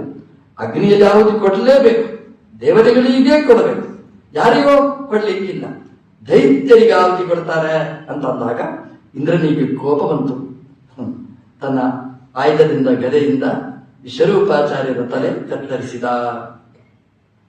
ನಾರಾಯಣ ವರ್ಮ ಉಪದೇಶ ಮಾಡಿದ್ರೆ ದದೀತಿ ಋಷಿಗಳ ಕುದುರೆ ಮುಖ ಕೆಳಗೆ ಬಿತ್ತು, ಅದೇ ರೀತಿಯಾಗಿ ವಿಶ್ವರೂಪಾಚಾರ್ಯರ ತಲೆನೂ ಕೆಳಗೆ ಬಿತ್ತು. ನಾರಾಯಣ ವರ್ಮ ಮಂತ್ರ ಶ್ರೇಷ್ಠವಾದ ಮಂತ್ರ, ಮಂತ್ರಗಳೇ ಶ್ರೇಷ್ಠ. ಆಮೇಲೆ ಹೇಳ್ತಾರೆ ನೋಡಿ, ಗಾಯತ್ರಿ ಮಂತ್ರ ಅಪ್ಪ ಹೇಳಿಕೊಡ್ತಾನೆ ಮಗನಿಗೆ, ಹೇಳಿಕೊಡ್ಲೇಬೇಕಂತ ಹೇಳ್ತಾನೆ. ಮಗ ಜಪನೆ ಮಾಡಲಿಲ್ಲ ಅಂತಂದ್ರೆ ಅಪ್ಪನ ತಲೆ ಹೋಗುತ್ತೆ ಅಂತ, ಅದಕ್ಕೆ ಅಪ್ಪನ ಜವಾಬ್ದಾರಿ ಅದು. ಉಪನಯನ ಮಾಡಿದ ಅಪ್ಪ ಮಗನಿಂದ ಗಾಯತ್ರಿ ಮಂತ್ರ ಜಪ ಮಾಡಲಿಲ್ಲ, ಅವರ ಹಣೆ ಬರಹ ಅಂತ ಕೊಡುವ ಹಾಗಿಲ್ಲ. ಮಂತ್ರೋಪದೇಶನ ತಲೆ ಹೋಗುತ್ತೆ. ಮಂತ್ರ ಅದನ್ನು ಮುಂದುವರಿಸಲಿಲ್ಲ ಅಂತಾದ್ರೆ ಅದರ ಪರಿಣಾಮ ಮಂತ್ರೋಪದೇಶ ಮಾಡಿದವ. ಹಾಗಾಗಿ ಮಂತ್ರೋಪದೇಶ ಮಾಡಲಿಕ್ಕೆ ಹಿಂದೆ ಮುಂದೆ ನೋಡ್ತಾರೆ. ಅದು ಲೋಭ ಅಲ್ಲ, ಅದರಲ್ಲಿ ಜಾಗರೂಕತೆ ಅಷ್ಟೇ. ಯಾರ ಹತ್ರ ಆದ್ರೂ ಹೋಗಿ ಮಂತ್ರೋಪದೇಶ ಮಾಡಿ ಅಂತ ಹೇಳಿ, ಹೌದಾ ಅಂತ ಹಾಗೆ ಹೇಳಿದ್ದಾರೆ. ಅಲ್ರಿ ಏನ್ ಕೆಟ್ಟು ಹೋಗುತ್ತೆ 4 ಅಕ್ಷರ ಹೇಳಿಕೊಡ್ಲಿಕ್ಕೆ, 5 ನಿಮಿಷ ಹೇಳಿಕೊಡ್ಲಿಕ್ಕೆ ಅಂತ. ಅದಲ್ಲ ಅಲ್ಲಿ ಇರುವುದು ಪ್ರಶ್ನೆ. ಮಂತ್ರ ಅದನ್ನು ಪರಿತ್ಯಾಗ ಮಾಡಿದರೆ ಗುರುಮಂತ್ರ ಪರಿತ್ಯಾಗಿ ರೌರವಂ ನರಕಂ ವ್ರಜೇತ್. ಅದು ಪರಂಪರೆ ಬೆಳಿಬೇಕು. ಈ ಮಂತ್ರದ ಪರಂಪರೆ ಅದು ಅಲ್ಲಿಂದ ಬಂದದ್ದು, ಮಂತ್ರದ್ರಷ್ಟಾರ ಋಷಿಯಿಂದ ಬಂದಿರತಕ್ಕಂಥದ್ದು. ಆ ಪರಂಪರೆ ವಿಚ್ಛಿನ್ನ ಆಗಬಾರದು, ಇದು ತುಂಬಾ ಮುಖ್ಯ. ಇಂದ್ರ ವಿಶ್ವರೂಪಾಚಾರ್ಯರ ತಲೆ ಕಡಿದ. ಒಬ್ಬ ಬ್ರಾಹ್ಮಣ, ಒಬ್ಬ ಕರ್ಮಡ, ಒಬ್ಬ ಹೋತೃ, ಅವನ ತಲೆ ಕಡಿದ. ಪಾಪ ಬಂತು ಅಂತ ಇಂದ್ರ ಏನ್ ಮಾಡಬೇಕು? ಈ ಪಾಪ ಇಡೀ ಜಗತ್ತಲ್ಲಿ ಕೇಳಿದ, ನನ್ನ ಪಾಪವನ್ನು ಯಾರಾದರೂ ಸ್ವೀಕಾರ ಮಾಡಿ. ಯಾರು ಬರಲಿಲ್ಲ. 4 ಜನ ಬಂದರಂತೆ. ಭೂಮಿ, ಅಂಬು, ಧ್ರುವ, ಯೋಷಿತ್ಯ 4 ಜನ ಎದುರು ಬಂದರಂತೆ. ಒಂದು ಭೂಮಿದೇವಿ ಬಂದ್ಲಂತೆ. ಇಂದ್ರ 1/4 ನಾನು ತಗೊಳ್ತೇನೆ, 4ನೇ 1 ಅಂಶ ನಾನು ಸ್ವೀಕಾರ ಮಾಡ್ತೇನೆ. ಅಂಬು ನೀರು ಬಂತು, 4ರಲ್ಲಿ 1 ಅಂಶವನ್ನು ನಾನು ಸ್ವೀಕಾರ ಮಾಡ್ತೇನೆ. ಧ್ರುವ ಮರಗಳು ಬಂದುವಂತೆ 1 ಭಾಗ ನಾವು ಸ್ವೀಕಾರ ಮಾಡ್ತೇವೆ. ಯೋಷಿತ್ ಹೆಣ್ಮಕ್ಕಳು ಬಂದರಂತೆ. ಇಂದ್ರ ಕಾರುಣ್ಯ, ತುಂಬಾ ಕಾರುಣ್ಯ, ಹಾಗಾಗಿ ನಾವು 1/4 ನಾವು ತೆಕ್ಕೊಳ್ತೇವೆ. ಇಂದ್ರ ಪಾಪವನ್ನು ಹಂಚಿದ, ಅದರೊಟ್ಟಿಗೆ ಅವರಿಗೆ ಗಿಫ್ಟೂ ಕೊಟ್ಟ. ಭೂಮಿ ಅಂಬು ಧ್ರುವ ಯೋಷಿಭ್ಯ. ಈ ಭೂಮಿಯಲ್ಲಿ ಬ್ರಹ್ಮಹತ್ಯ ಇದೆ. ಎಲ್ಲಿ ಅಂದ್ರೆ ಈ ಮರುಭೂಮಿ ಇದೆ ನೋಡಿ, ಆ ಮರುಭೂಮಿಯಲ್ಲಿ ಪಾಪವನ್ನು ಇಟ್ಟಿದ್ದಾರೆ. ಭೂಮಿದೇವಿ ಅಲ್ಲಿಟ್ಟಿದ್ದಾಳೆ ಅಂತ. ಹಾಗಾಗಿ ಮರುಭೂಮಿಯಲ್ಲಿ ನಾವು ಯಾವುದೇ ವಾಸ್ತುವಿನ ಕೆಲಸ ನಾವು ಮಾಡುವುದಿಲ್ಲ. ದೇವಸ್ಥಾನ ಮನೆ ಕಟ್ಟುವ ಕ್ರಮ ಇಲ್ಲ. ಇವತ್ತು ಎಲ್ಲಿ ಬೇಕಾದರೂ ಕಟ್ತೇವೆ, ಅಷ್ಟು ಎತ್ತರ ಮಾಡಿ ಕಟ್ತೇವೆ. ಆದರೆ ಒಂದು ದಿನನೂ ನೆಮ್ಮದಿ ಇಲ್ಲ. ಯಾಕೆ ಅಂತಂದ್ರೆ ಅಲ್ಲಿ ಬ್ರಹ್ಮಹತ್ಯ ಬಂದು ಕೂತಿದೆ. ಎಲ್ಲಿ ಮರುಭೂಮಿ, ಆ ಜಾಗದಲ್ಲಿ ನಮಗೆ ವಾಸ್ತು ಇರುವುದಿಲ್ಲ. ಭೂಮಿಗೆ ಏನ್ ಕೊಟ್ಟ ಇಂದ್ರ ಪ್ರತಿಯಾಗಿ? ಕಾತಪೂರ ವರೇಣಚ. ಅಲ್ಲಿ ಎಲ್ಲಿಯಾದ್ರೂ ಒಂದು ಹೊಂಡ ಆದರೆ ಅದನ್ನು ಮುಚ್ಚಲಿಕ್ಕೆ ಅಂತ ನಾವು ಪ್ರಯತ್ನ ಪಡಬೇಕಾಗಿಲ್ಲ. ಮಣ್ಣು ತನ್ನಷ್ಟಕ್ಕೆ ಬಿಂದು ಆ ಹೊಂಡ ಅದು ಮುಚ್ಚಿಕೊಳ್ತದೆ. ಕಾತಪೂರ ವರೇಣಚ. ಮರಗಿಡಗಳಿಗೆ ಬ್ರಹ್ಮಹತ್ಯೆಯನ್ನು ಕೊಟ್ಟ. ಅದು ಎಲ್ಲಿದೆ? ನಿರ್ಯಾಸ ರೂಪೇಣ. ಅದರ ಅಂಟಿ ಇದೆ ನೋಡಿ, ಅದರಲ್ಲಿ ಬ್ರಹ್ಮಹತ್ಯ ಬಂದು ಕೂತಿದೆ. ಪಾಪ ಅಲ್ಲಿರ್ತದೆ. ಅಂಟಿನ ಉಂಡೆ ತಿನ್ನುವಾಗ ಸ್ವಲ್ಪ ಆಲೋಚನೆ ಮಾಡಿ, ಅಷ್ಟೇ, ಗೊತ್ತಿಲ್ಲ ನಮಗೆ ಏನು ಅಂತ. ಅದರಲ್ಲಿ ನಿರ್ಯಾಸ ರೂಪೇಣ ಅಂಟಿನಲ್ಲಿ ಬ್ರಹ್ಮಹತ್ಯ ಇದೆ. ಮರಗಿಡಗಳಿಗೆ ಏನ್ ಕೊಟ್ಟ ಇಂದ್ರ ಗಿಫ್ಟ್ ಅಂದ್ರೆ ಚಿನ್ನ ಪ್ರರೋಹಿಣಶ್ಚೈವ. ಅವರಿಗೆ ಚಿನ್ನ ತುಂಡಾದ್ರೆ ತನ್ನಷ್ಟಕ್ಕೆ ಬೆಳೆಯುವ ಶಕ್ತಿ ಯಾವುದಕ್ಕೂ ಇಲ್ಲ. ಮರಗಿಡಗಳಿಗೆ ಒಂದು ಶಕ್ತಿ. ಎಂತ ಅದ್ಭುತ ನೋಡಿ. ಒಂದು ಮರ ತುಂಡು ಮಾಡಿ, ನರ್ಸರಿ ತುಂಡು ಮಾಡಿ ಪುನಃ ಬೆಳೆಯಿತು, ತುಂಡು ಮಾಡಿ ಮತ್ತೆ ಬೆಳೀತದೆ. ಎಷ್ಟೇ ಬೇರೊಂದು ಬಿಟ್ಟು ಬೇರೆ ಎಲ್ಲಿ ಭಾಗದಲ್ಲಿ ನೀವು ಕತ್ತರಿ ಹಾಕಿದರೆ ಅದು ಬೆಳೀತಾ ಬೆಳೀತಾ ಬೆಳೀತಾ ಬೆಳೀತಾ ಹೋಗ್ತದೆ. ಅದಕ್ಕೆ ಮರಗಳಿಗೆ ಒಂದು ಸಾಮರ್ಥ್ಯ. ನೀವು ಎಷ್ಟು ಕತ್ತರಿಸ್ತೀರಿ ಅಷ್ಟು ಬೆಳೀತಾ ಹೋಗ್ತದೆ. ಅದು ಯಾಕೆಂದ್ರೆ 1/4 ಪಾಪವನ್ನು ಸ್ವೀಕಾರ ಮಾಡಿದ್ದಕ್ಕೆ ಇಂದ್ರದೇವರು ಕೊಟ್ಟದ್ದು. ನಮ್ದು ಬೆರಳು ಕಟ್ ಮಾಡಿ, ಅದೇ 4 ಬೆರಳು ಬೆಳೀತದ. ಕಾಲು ಕತ್ತರಿಸಿ, ಕಾಲು ಇನ್ನೊಂದು ಬೆಳೀತದ. ಚಿನ್ನ ಪ್ರರೋಹಿಣ ಚೈವ. ಆ ಮರಗಿಡಗಳಿಗೆ ಇಂದ್ರ ಕೊಟ್ಟ ಒಂದು ದೊಡ್ಡ ಕೊಡುಗೆ ಅಂತ ಹೇಳ್ತಾರೆ. ಹಾಗೆಯೇ ನೀರಿಗೆ ಪಾಪವನ್ನೂ ಕೊಟ್ಟ, ವರವನ್ನೂ ಕೊಟ್ಟ. ಪಾಪ ಅದೆಲ್ಲಿದೆ ಅಂತಂದ್ರೆ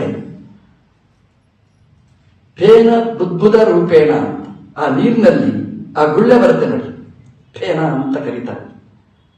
ಅದಕ್ಕೆ ಈ ಮಳೆಗಾಲದಲ್ಲಿ ನದಿಯಲ್ಲೆಲ್ಲ ಸ್ನಾನ ಮಾಡಲಿಕ್ಕಿಲ್ಲ ಅಂತಿದೆ. ಯಾಕಂದ್ರೆ ಫೇನ, ಅದರಲ್ಲಿ ನೊರೆ ಇರ್ತದೆ. ಆ ನೊರೆಯಲ್ಲಿ ಪಾಪ ಇರ್ತದೆ. ನಮಗೆ ಏನ್ ಖುಷಿ ಗೊತ್ತಾ? ಒಂದು ಲೋಟೆಯಲ್ಲಿ ಅರ್ಧ ಲೋಟ ಕಾಫಿ ಹಾಕಿ, ಅರ್ಧ ಲೋಟ ಬಿಸಿ ಕಾಫಿ ಹಾಕಿ, ಇಲ್ಲಿಂದ ಇಲ್ಲಿವರೆಗೆ ಎಳೆದು ನೊರೆ ಬರಿಸಿ ಕುಡಿತೇವೆ. ಫೇನ ಬುದ್ಬುದ ರೂಪೇಣ ಅಂತ ಹೇಳ್ತಾರೆ. ಅಲ್ಲಿ ಬ್ರಹ್ಮಹತ್ಯ ಬಂದು ಕೂತಿರ್ತದೆ. ಏನು ವರ ಏನು ಕೊಟ್ಟ ಆ ನೀರಿಗೆ ತಂದ್ರೆ ದ್ರವ್ಯಭೂಯೋ ವರೇಣ ಚ ಅಂತ. ದ್ರವ್ಯಭೂಯೋ ವರೇಣ ಚ ಅಂತಂದ್ರೆ ಆ ನೀರು ಎಲ್ಲಿ ಹೋದ್ರೂ ಎದ್ದು ಕಾಣ್ತದೆ ಅಂತೆ. ಭೂಯಸ್ತು ಅದಕ್ಕೆ ಎಲ್ಲಿ ಹೋದ್ರೂ ನೀರು ಅದು ತನ್ನ ಸಾಮರ್ಥ್ಯವನ್ನು ತೋರಿಸಿಕೊಡ್ತದೆ. ಅಂದ್ರೆ ನೋಡಿ, ನೀರು ಎಲ್ಲಿ ಬೇಕಾದರೂ ಸೇರಿಕೊಳ್ಳುತ್ತೆ. ಅದೊಂದು ಶಕ್ತಿ ಆ ನೀರಿಗೆ. 10 ಜನ ಬರ್ತೇನೆ ಅಂತ ಹೇಳಿದ್ರು. ಗೆಸ್ಟ್ 30 ಜನ ಬಂದರು. ಅದು 12 ಗಂಟೆಗೆ ಬಂದರು.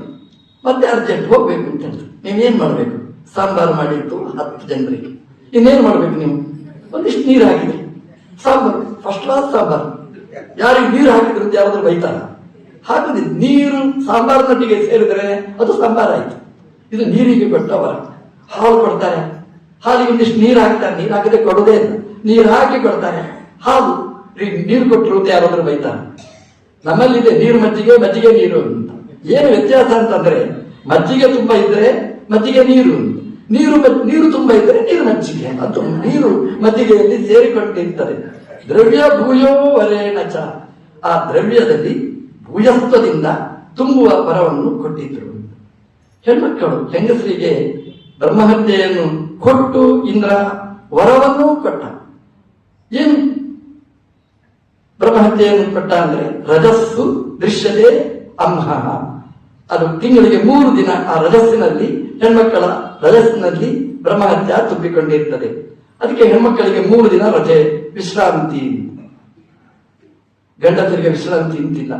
ಸಂಧ್ಯಾವಂದನೆ ನಮಗೆ 3 ದಿವಸ ರಜೆ ಕೊಟ್ಟಿದ್ರೆ ಎಷ್ಟು ಚೆನ್ನಾಗಿರ್ತಿತ್ತು. ಸಂಧ್ಯಾವಂದನೆ ಪೂಜೆ ಎಲ್ಲ ಬಿಟ್ಟು ಹೆಣ್ಮಕ್ಕಳಿಗೆ ಇಂದ್ರದೇವರು ಕೊಟ್ಟಿರ್ತಕ್ಕಂಥದ್ದು ಒಂದು 3 ದಿವಸ ಅವರು ವಿಶ್ರಾಂತಿ, ಪೂರ್ತಿ ಟೆನ್ಷನ್ ಲೆಸ್ ಆಗಿ ಆರಾಮವಾಗಿರ್ಬೇಕು. ಯಾವ ಕೆಲಸನೂ ಮಾಡಬಾರದು, ಏನಿದ್ರು ಗಂಡಸರೇ ಆ ಕೆಲಸ ಮಾಡಬೇಕು ಅಂತ ಹೆಣ್ಮಕ್ಕಳಿಗೆ ಅದನ್ನು ಕೊಟ್ಟ.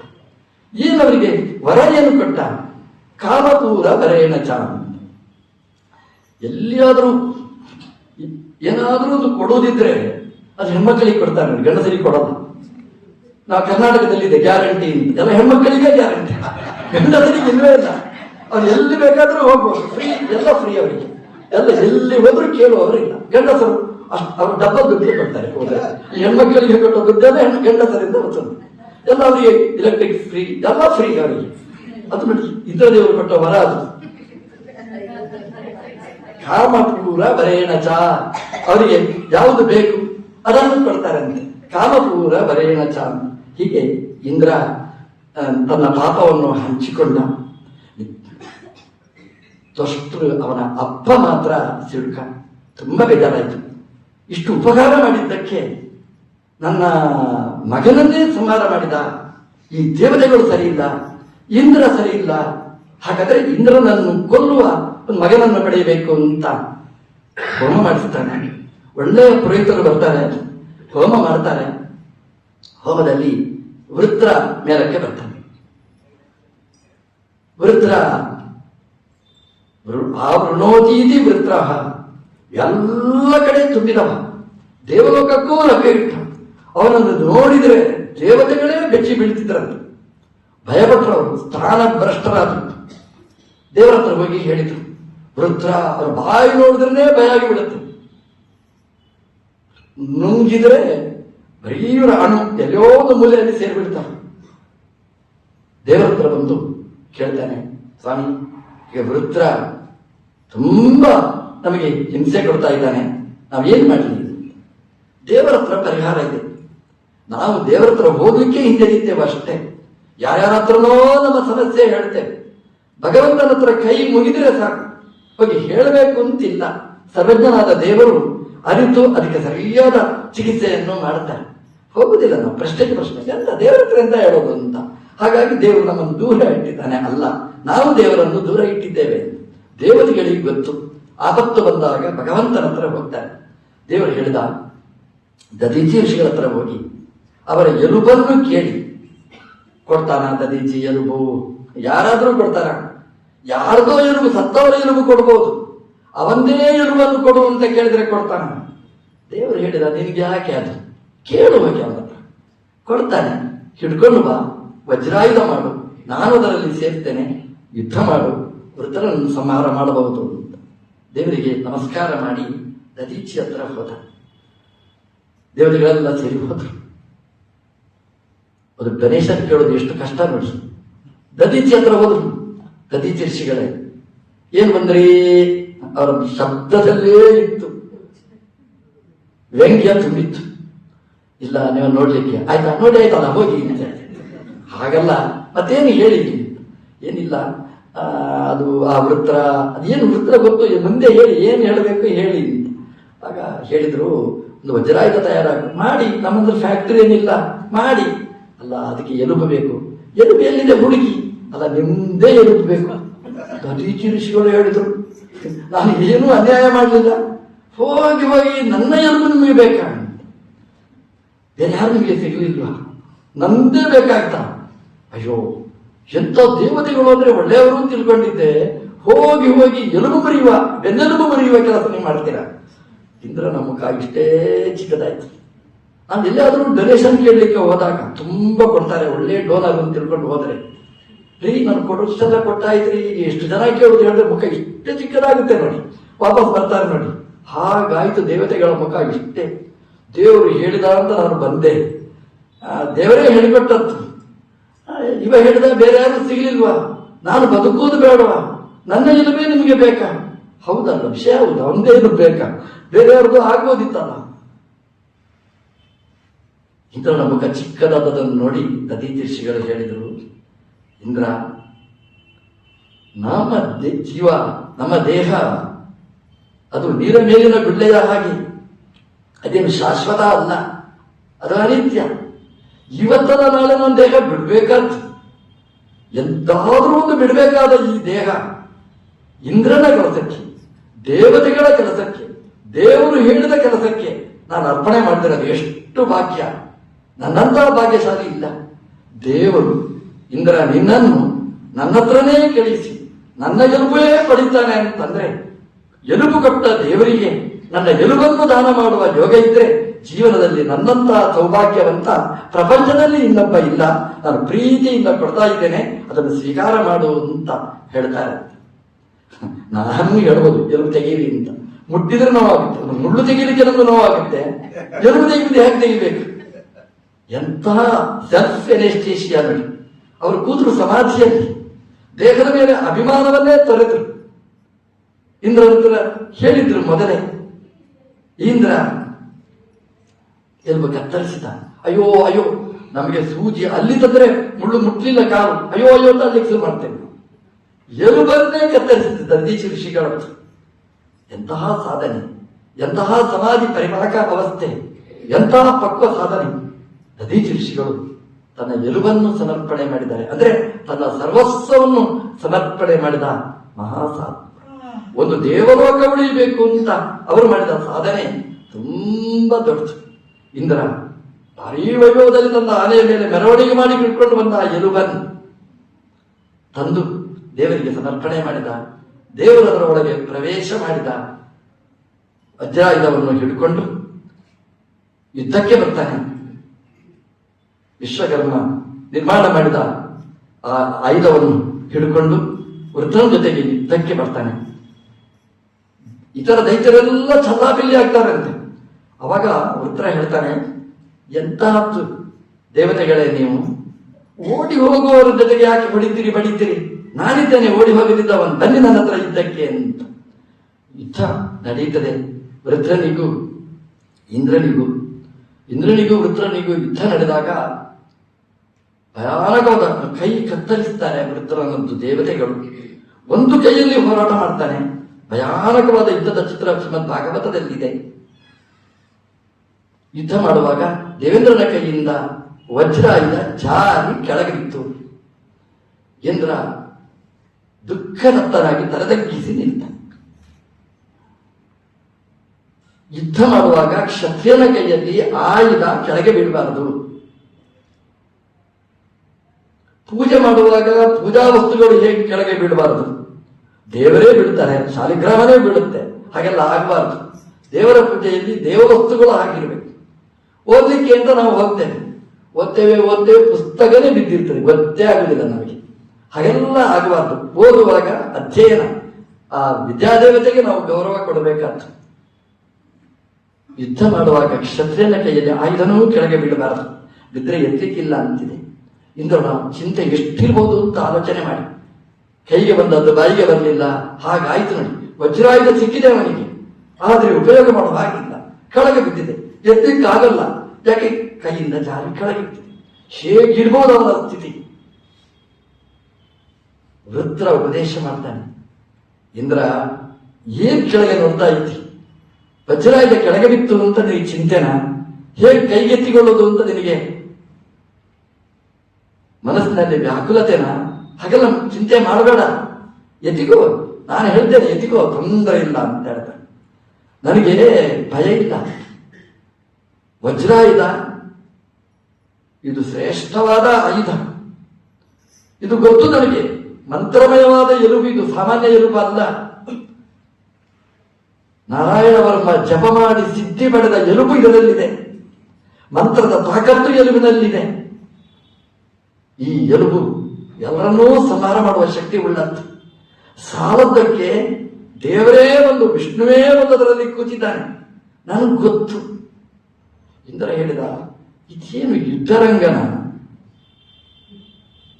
ಅಲ್ಲ, ಇದು ವಾನಪ್ರಸ್ಥಾಶ್ರಮದಲ್ಲಿ ಮಾಡುವ ಉಪನ್ಯಾಸನ ಅಂತ ನನಗೆ ಅರ್ಥ ಆಗಲಿಲ್ಲ ಅಂತ. ಯಾಕೆಂತಂದ್ರೆ ಯುದ್ಧರಂಗದಲ್ಲಿ ಒಬ್ಬ ದೈತ್ಯರ ಗುಂಪಿನಲ್ಲಿರುವವ ವಿಷ್ಣುವಿನ ವೈಭವವನ್ನು ವರ್ಣನೆ ಮಾಡ್ತಾ ಇದ್ದಾನೆ. ನನಗೆ ಭಯ ಇಲ್ಲ, ಯುದ್ಧದಲ್ಲಿ ನನಗೆ ಭಯ ಇಲ್ಲ. ಇದರಲ್ಲಿ ಕೂತ ವಿಷ್ಣುವಿನ ಸನ್ನಿಧಾನದಿಂದ ಕೂಡಿದಂತಹ ಆಯುಧದಿಂದ ನೀನು ಹೊಡೀತಿ, ನಾನು ಸಾಯ್ತೇನೆ ಗೊತ್ತು ನನಗೆ ಸಾಯಲಿಕ್ಕೆ ಭಯ ಇಲ್ಲ ಅಂತ ಹೇಳ್ತಾನೆ. ನಾನು ಸಾಯಲೇಬೇಕಾದವ, ನಾನು ಇಷ್ಟಪಡ್ತೇನೆ. ಅದು ನನ್ನ ಭಾಗ್ಯ ಎಷ್ಟು ದೊಡ್ಡದು ಅಂತಂದ್ರೆ ಯಾರ್ಯಾರ ಕೈಯಲ್ಲಿಯೋ ಸಾಯುವ ದುರ್ಯೋಗ ನನಗಿಲ್ಲ. ನನಗೆ ವಿಷ್ಣುವಿನ ಸನ್ನಿಧಾನದಿಂದ ತುಂಬಿದ ವಜ್ರಾಯುಧದಿಂದ ನಾನು ಸಾಯ್ತೇನೆ ಅಂತಂದ್ರೆ ವಿಷ್ಣುವೇ ನನ್ನನ್ನು ಸ್ವೀಕಾರ ಮಾಡ್ತಾನೆ. ಇಂದ್ರನಿಗೆ ನಾಚಿಕೆ ಆಯ್ತಂತೆ. ಭಗವದ್ಗೀತೆಯಲ್ಲಿ ದೇವರು ಹೇಳ್ತಾನೆ, ನಮ್ಮ ಆಚಾರ್ಯರು ತುಂಬಾ ಸುಂದರವಾಗಿ ವ್ಯಾಖ್ಯಾನ ಮಾಡಿದ್ದಾರೆ ಅದಕ್ಕೆ. ಯುದ್ಧ ಅಂತಂದ್ರೆ ವಿಹಿತ ವೃತ್ಯ ಭಕ್ತ್ಯ ಭಗವದಾರಾಧನಂ ಪರಮೋ ಧರ್ಮ ತದ್ವಿರುದ್ಧ ಸರ್ವೋಪ್ಯ ಧರ್ಮ ಅಂತ. ಯುದ್ಧ ಅಂದ್ರೆ ಅದು ಭಗವಂತನ ಪೂಜೆ. ಅದು ಹಾಗೆ ಯುದ್ಧ ಮಾಡಬೇಕು. ಅಲ್ಲಿ ರಾಗದ್ವೇಷಾದಿಗಳು ಇರಬಾರದು. ದೇವರ ಪ್ರೀತಿಗೋಸ್ಕರ ಯುದ್ಧ ಅಷ್ಟೇ ಹೊರತು ನನ್ನ ಸ್ವಾರ್ಥಕ್ಕೋಸ್ಕರ ಅಲ್ಲ ಅನ್ನುವ ಚಿಂತನೆ ಇರಬೇಕು. ಹಾಗೆ ಮಾಡಿದ್ರೆ ಅದು ದೇವರ ಪೂಜೆ. ಕ್ಷತ್ರಿಯನಾದವ ಮಾಡುವಂತಹದ್ದು ಅದು ದೊಡ್ಡ ಪೂಜೆ. ನಾವು ಮನೆಯಲ್ಲಿ ಹೇಗೆ ಶಾಲಿಗ್ರಾಮ ಪೂಜೆ ಮಾಡ್ತೇವೆ ಅದೇ ರೀತಿ ಸೇನೆಗಳು ಏನು ಯುದ್ಧ ಮಾಡ್ತಾರೆ ಅದು ಕೂಡ ಅದು ಭಗವಂತನ ಪೂಜೆ. ನಾನು ಬದರಿಗೆ ಹೋಗ್ತಾ ಇರ್ತೇನೆ. ಹೋದಾಗ ಅವರು ಮಿಲಿಟರಿ ಅವರು ಸಿಕ್ಕಿದ್ರು. ಮಿಲಿಟರಿ ಅವರು ಸಿಕ್ಕಿದಾಗ ಅವರು ಮಾತಾಡ್ತಿದ್ದೆ. ನಾನು ಮಾತಾಡಿದಾಗ ಮಿಲಿಟರಿ ಅವರು ನಾನು ಹೇಳಿದೆ, ಏನು ಮಿಲಿಟರಿ ಅವರೇ ನಿಮ್ಮ ಜೀವನನೇ ಹೀಗಾಯ್ತು, ಅಂಗಿ ಹಾಕೊಂಡು ಡ್ರೆಸ್ ಹಾಕೊಂಡು ಬಂದೂಕು ಹಿಡ್ಕೊಂಡು ಇದ್ದವರನ್ನೆಲ್ಲ ನಿಮ್ದು ಇಷ್ಟೇನ ನಿಮ್ಗೆ ಕೆಲಸ, ಏನ್ ಕೆಲಸ ಇದೆ ನಿಮ್ಗೆ ಅಂತ ಹೇಳಿದೆ. ಅವ್ರು ನಗ್ತಾ ಹೇಳಿದ್ರು, ಸ್ವಾಮಿ ನೀವು ಯಾಕೆ ಬಂದಿರಿ? ನಾರಾಯಣ ದೇವರನ್ನು ನೋಡ್ಲಿಕ್ಕೆ. ಎಷ್ಟು ದಿನ ಇರ್ತೀರಿ? 3 ದಿನ ಇರ್ತೀರಿ. ಸ್ವಾಮಿ ನೀವು 3 ದಿನ ಇರ್ತೀರಿ, ನಿಮ್ಮಂತ 100 ಜನ ಬರ್ತಾರೆ. ಎಷ್ಟು ದಿನ ಇರ್ತೀರಿ ನೀವು? 6 ತಿಂಗಳು ಇರ್ತೀರಿ ಅಲ್ವಾ? ಹೌದು. ಮತ್ತೆ 6 ತಿಂಗಳು ಬಿಟ್ಟ ಮೇಲೆ ಯಾರು ಇರುವುದು? ನಮ್ಮ ನಾರಾಯಣ ದೇವರನ್ನು, ಅವ್ರು ಹೇಳಿದ ಶಬ್ದ, ನಮ್ಮ ನಾರಾಯಣ ದೇವರನ್ನು ನೋಡ್ಲಿಕ್ಕೆ ನೀವೆಲ್ಲ ಗೆಸ್ಟ್ ಅಷ್ಟೇ, ಆದ್ರೆ ನಾವು ಹೋಸ್ಟ್. ನಾರಾಯಣ ದೇವರನ್ನು ಕಾಯುವವರು ನಾವು. ನಮ್ಮ ದೇವರು ಇದು ನಾರಾಯಣ ದೇವರು. ಯಾಕಂದ್ರೆ ಯುದ್ಧದಲ್ಲಿ ನಮಗೆ ಯಾರು ನಮ್ಮೊಟ್ಟಿಗೆ ಬರುವುದಿಲ್ಲ. ಇದೇ ನಾರಾಯಣ ದೇವರನ್ನು ಸ್ಮರಣೆ ಮಾಡ್ತೇವೆ. ನರರಿಗೆ ನೀವು ಅಯನ ಆಶ್ರಯ. ನಾರಾಯಣ ದೇವರೇ ನಿಮ್ಮನ್ನು ನಂಬಿದ್ದೇನೆ, ನಾನು ಯುದ್ಧ ಮಾಡ್ತೇನೆ ಅಂತ ಹೋಗಿ ಈ ಸುತ್ತಮುತ್ತಲಿರ್ತಕ್ಕಂಥ ದೈತ್ಯರ ಜೊತೆಗೆ ನಾವು ಯುದ್ಧ ಮಾಡ್ತೇವೆ. ನಾವು ನಮ್ಮ ದೇವರು ನಾರಾಯಣ ದೇವರು, ನಿಮಗೆ ನೋಡ್ಲಿಕ್ಕೆ ಅಂತ ನಾವು ಅವಕಾಶ ಮಾಡಿ ಕೊಡ್ತೇವೆ ಅಷ್ಟೇ. ನೀವು ಬಿಟ್ರೆ 6 ತಿಂಗಳಲ್ಲ, ಇನ್ನೂ 6 ತಿಂಗಳು ನಮ್ದೇ ನಾರಾಯಣ ದೇವರು ಅಂತ ಆ ಭಾವನೆ ನೋಡಿದಾಗ ನನಗೆ ನಾಚಿಕೆ ಆಯ್ತು. ನಾವು ದೇವರ ಭಕ್ತರು ಅಂತ ಹೇಳಿ ಬೆಳಗ್ಗೆ 10 ನಿಮಿಷ, ಸಾಯಂಕಾಲ 10 ನಿಮಿಷ ಜಪ ಮಾಡುವವರು, ಇಡೀ ಅವರ ರಕ್ತದಲ್ಲಿಯೇ ಆ ದೇವರ ಚಿಂತನೆ ಅದ್ಭುತ ಅಂತ ನನಗೆ ಅನಿಸಿತು. ಎಲ್ಲರೂ ಅವರು ಸೇನೆಯವರು ಮಾಡುವ ಸೇವೆ ಅಪಾರ. ನಾವು ಖಂಡಿತ ನಮ್ಮ ಪ್ರಧಾನಮಂತ್ರಿಗಳನ್ನು ಪ್ರೀತಿಯಿಂದ, ಅಭಿಮಾನದಿಂದ, ದೇವರ ಮೇಲೆ ಭಕ್ತಿಯಿಂದ ನಾವು ದೇವರ ದಿನಾ ಪ್ರಾರ್ಥನೆ ಮಾಡಬೇಕು. ನೋಡಿ, ಹುಟ್ಟುಹಬ್ಬಕ್ಕೆ ನಾವು ಎಲ್ಲೆಲ್ಲೋ ಹೋಗ್ತೇವೆ. ನಮ್ಮ ಪ್ರಧಾನಮಂತ್ರಿಗಳು ಹುಟ್ಟುಹಬ್ಬಕ್ಕೆ ಎಲ್ಲಿಯೂ ಹೋಗುದಿಲ್ಲ, ಆ ಸೇನೆಯವರ ಜೊತೆಗೆ ತನ್ನ ಜೀವನವನ್ನು ಹಂಚಿಕೊಳ್ತಾರೆ. ನೋಡಿ, ಎಂಥದ್ದು ನಮಗೆ ಆದರ್ಶ, ಎಂಥ ಒಂದು ಆದರ್ಶ. ಇಂತಹ ಪ್ರಧಾನಮಂತ್ರಿಗಳು ನಮಗೆ ನಿರಂತರ ಬರಲಿ. INDI ಬೇಡ ನಮಗೆ, ಭಾರತನೇ ನಮಗೆ ನಿರಂತರ ಉಳಿಲಿ ಅಂತ ನಾವು ನಿರಂತರ ಮಾಡಬೇಕಾದ ಆ ಸೇನೆಯವರಲ್ಲಿ ಇರತಕ್ಕಂತಹ ಆ ರಕ್ತ, ಆ ಅನುರಕ್ತತೆ, ಅದು ಅದ್ಭುತವಾದಂತಹದ್ದು. ವೃತ್ರ ಹೇಳ್ತಾನೆ, ನನಗೆ ಭಯ ಇಲ್ಲ, ನನಗೆ ತುಂಬಾ ಇಷ್ಟ, ನಾನು ಸಾಯಲಿಕ್ಕೇನೆ ಬಂದವ, ಸಾಯಬೇಕಂತಲೇ ಇಷ್ಟಪಡಬಾರ್ದು. ಇಂದ್ರ ಹೇಳಿದ, ನಾನು ಚಿಂತನೆ ಮಾಡಬೇಕಾದ ಇಷ್ಟು, ನಾನು ಮಾಡಬೇಕಾದ ಉಪದೇಶ ಈ ವೃತ್ರ, ಈ ದೈತ್ಯ ನನಗೆ ಉಪದೇಶ ಮಾಡ್ತಾನೆ ಅಂತ ಅವನಿಗೆ ಏನಂತಲೇ ಅರ್ಥ ಆಗಲಿಲ್ಲ, ಒಗಟ ಅರ್ಥ ಆಗಲಿಲ್ಲ. ಆಯ್ದ ಎತ್ತಾನೆ, ಹೊಡಿತಾನೆ. ಹೊಡಿಲಿಕ್ಕೆ ಬಂದ್ರೆ ಆ ವೃತ್ರ ತನ್ನ ಬಾಯಲ್ಲಿ ಇಂದ್ರ, ವಜ್ರ ಎಲ್ಲ ನುಂಗಿ ಹಾಕಿದ್ದಾನೆ. ದೇವತೆಗಳೆಲ್ಲ ಹಾಹಾಕಾರ ಮಾಡಿದ್ರು, ಏನಪ್ಪ ನಮ್ ಇಂದ್ರನೇ ಇಲ್ಲ, ಇನ್ನೇನು ಮಾಡಲಿ ನಾವು ಅಂತ. ಒಳಗಿನ ಶಕ್ತಿ ಭಗವಂತ ವೃತ್ರನ ಬಾಯಿಯಿಂದ ವಾಪಸ್ ಬರ್ತಾನೆ. ಯುದ್ಧ ನಡೀತದೆ, ವಜ್ರಾಯುಧ ಪ್ರಹಾರ ಮಾಡ್ತಾನೆ. ವೃತ್ರನನ್ನು ಸಂಹಾರ ಮಾಡ್ತಾನೆ. ವೃತ್ರ ಕೊನೆಗೆ ಹೇಳ್ತಾನೆ, ನಾನು ಭಗವಂತನ ದಾಸರ ದಾಸರ ದಾಸ ನಾನು ಅಂತ ಹೇಳಿ ಪ್ರಾಣ ಬಿಡ್ತಾನೆ. ಎಂತಹ ಅದ್ಭುತವಾದ ಚಿಂತನೆಯನ್ನು ಭಾಗವತ ನಮಗೆ ಹೇಳುತ್ತೆ. ಇಂದ್ರ ವೃತ್ರನನ್ನು ಸಂಹಾರ ಮಾಡಿದ, ಮತ್ತೊಬ್ಬ ಬ್ರಾಹ್ಮಣನನ್ನು ಸಂಹಾರ ಮಾಡಿದ. ಪಾಪ ಯಾರಿಗೆ ಹಂಚುದು? ಇದ್ದವರಿಗೆಲ್ಲ ಹಂಚಿ ಆಯ್ತು, 1/4 ಹಂಚಿ ಆಯ್ತು, ಇನ್ನು ಯಾರಿಗೆ ಹಂಚಬೇಕು? ಕೊನೆಗೆ ಅಶ್ವಮೇಧ ಯಾಗವನ್ನು ಮಾಡಿದ. ಕೊನೆಗೆ ಮಾನಸ ಸರೋವರದಲ್ಲಿ ಕಮಲದ ನಾಳದಲ್ಲಿ ಅಡಗಿ ಕೂತು ಜಪ ಮಾಡಿದ. ಒಂದು ಪ್ರಶ್ನೆ ಇಷ್ಟು ಇಲ್ಲಿ, ಇಂದ್ರ ಅಪರೋಕ್ಷ ಜ್ಞಾನಿ, ಭಗವಂತನ ಜ್ಞಾನಿ, ಅವನು ಯಾವ ಪಾಪವೂ ಅಂಟುವುದಿಲ್ಲ. ಲೋಮಾಭಿಚೀಯತೆ, ಒಂದು ರೋಮವೂ ಕೊಂಕುವುದಿಲ್ಲ. ವೃತ್ರಂ ಹತ್ವ ಮಹಂ ಅಭವತ್, ದೊಡ್ಡ ಸ್ಥಾನವನ್ನು ಏರಿದ ಅಂತ ಅದನ್ನು ಹೇಳ್ತಾರೆ. ಆ ವೃತ್ರ ಯಾರು, ಏನದು? ಕೊನೆಯ ಯುದ್ಧದಲ್ಲಿ ಇಂಥ ಚಿಂತನೆ ಬರಲಿಕ್ಕೆ ಕಾರಣ ಏನು ಅಂತ ಹೇಳಿದ್ರೆ, ಅವನೊಬ್ಬ ವಿದ್ಯಾಧರ. ಅವನು ಸಂಚಾರ ಮಾಡ್ತಾ ಇದ್ದ. ಸಂಚಾರ ಮಾಡುವಾಗ ಕೈಲಾಸಕ್ಕೆ ಬರ್ತಾನೆ. ಕೈಲಾಸಕ್ಕೆ ಬಂದ್ರೆ ಪಾರ್ವತಿ ಪರಮೇಶ್ವರರನ್ನು ನೋಡ್ತಾನೆ. ಅರ್ಧನಾರೀಶ್ವರರು ಪರಮೇಶ್ವರರ ತೊಡೆಯಲ್ಲಿ ಪಾರ್ವತೀ ದೇವಿಯರು ವಿರಾಜಮಾನರಾಗಿದ್ದರು. ಅದನ್ನು ನೋಡಿ ನಕ್ಕ ವಿದ್ಯಾಧರ. ಇದೊಂದು ಗ್ರಾಮೀಣ ವೃತ್ತಿ, ಇದು ಗ್ರಾಮ್ಯ ವೃತ್ತಿ.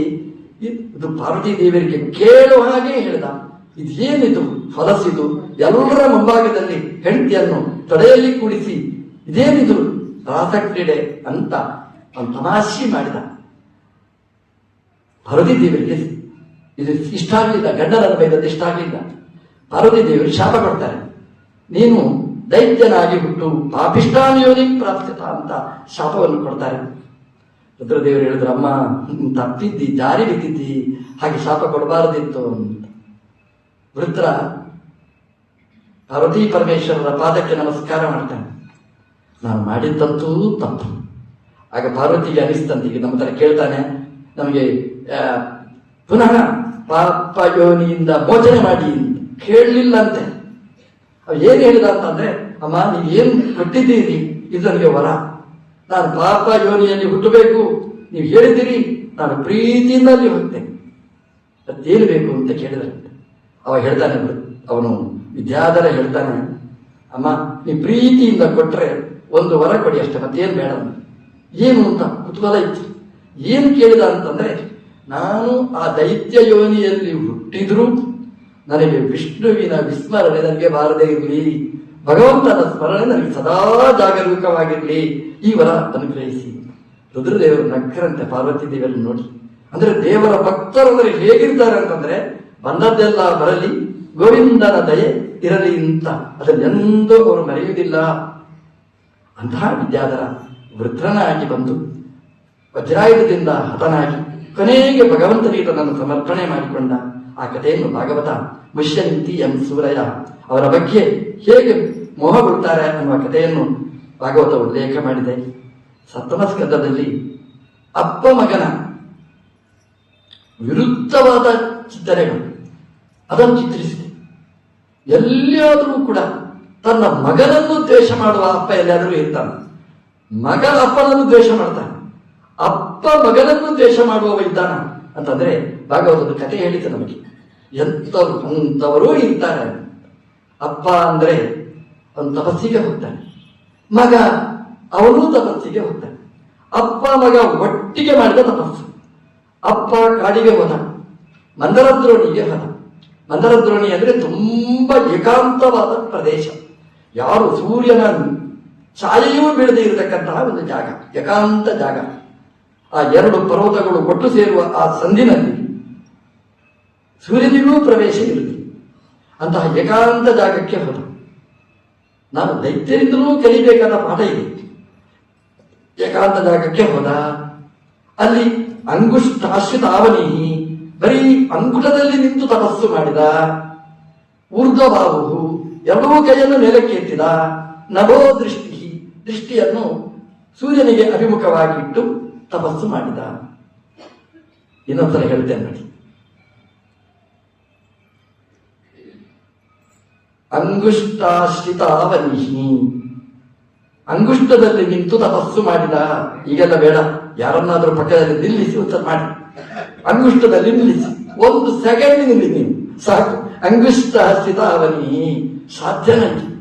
ಒಂದು ಕ್ಷಣ ಅಲ್ಲ, ಒಂದು ನಿಮಿಷ ಅಲ್ಲ, ಒಂದು ಗಂಟೆ ಅಲ್ಲ, ಒಂದು ದಿನ ಅಲ್ಲ, ದೇವಮಾನದಲ್ಲಿ 100 ವರ್ಷ ತಪಸ್ಸು ಮಾಡಿದ್ದಾನೆ. ಅಂಗುಷ್ಟದಲ್ಲಿ ನಿಂತು ಎಂಥ ಬ್ಯಾಲೆನ್ಸ್ ಇರ್ಬೇಕು ನೋಡಿ. ಎಂಥ ಜಾಗ, ಏಕಾಂತವಾದ ಜಾಗ. ಮಂದರದ್ರೋಣಿ ಅದೇನು ಅಲ್ಲಿ ವಿಡಿಯೋ ಕ್ಲಿಕ್ ಯಾರು ಮಾಡೋರಿಲ್ಲ. ಏಕಾಂತ ಅಂದ್ರೆ ಏಕಾಂತ ಅಲ್ಲಿ ಹೋಗಿ ತಪಸ್ಸು ಮಾಡಿದ. ಎರಡೂ ಕೈಯಲ್ಲಿ ಮೇಲಕ್ಕೆ ಎತ್ತಿದ. ಎಷ್ಟೊತ್ತು ಮೇಲೆ ಎತ್ತಿರ್ತೀರಿ ನೀವು?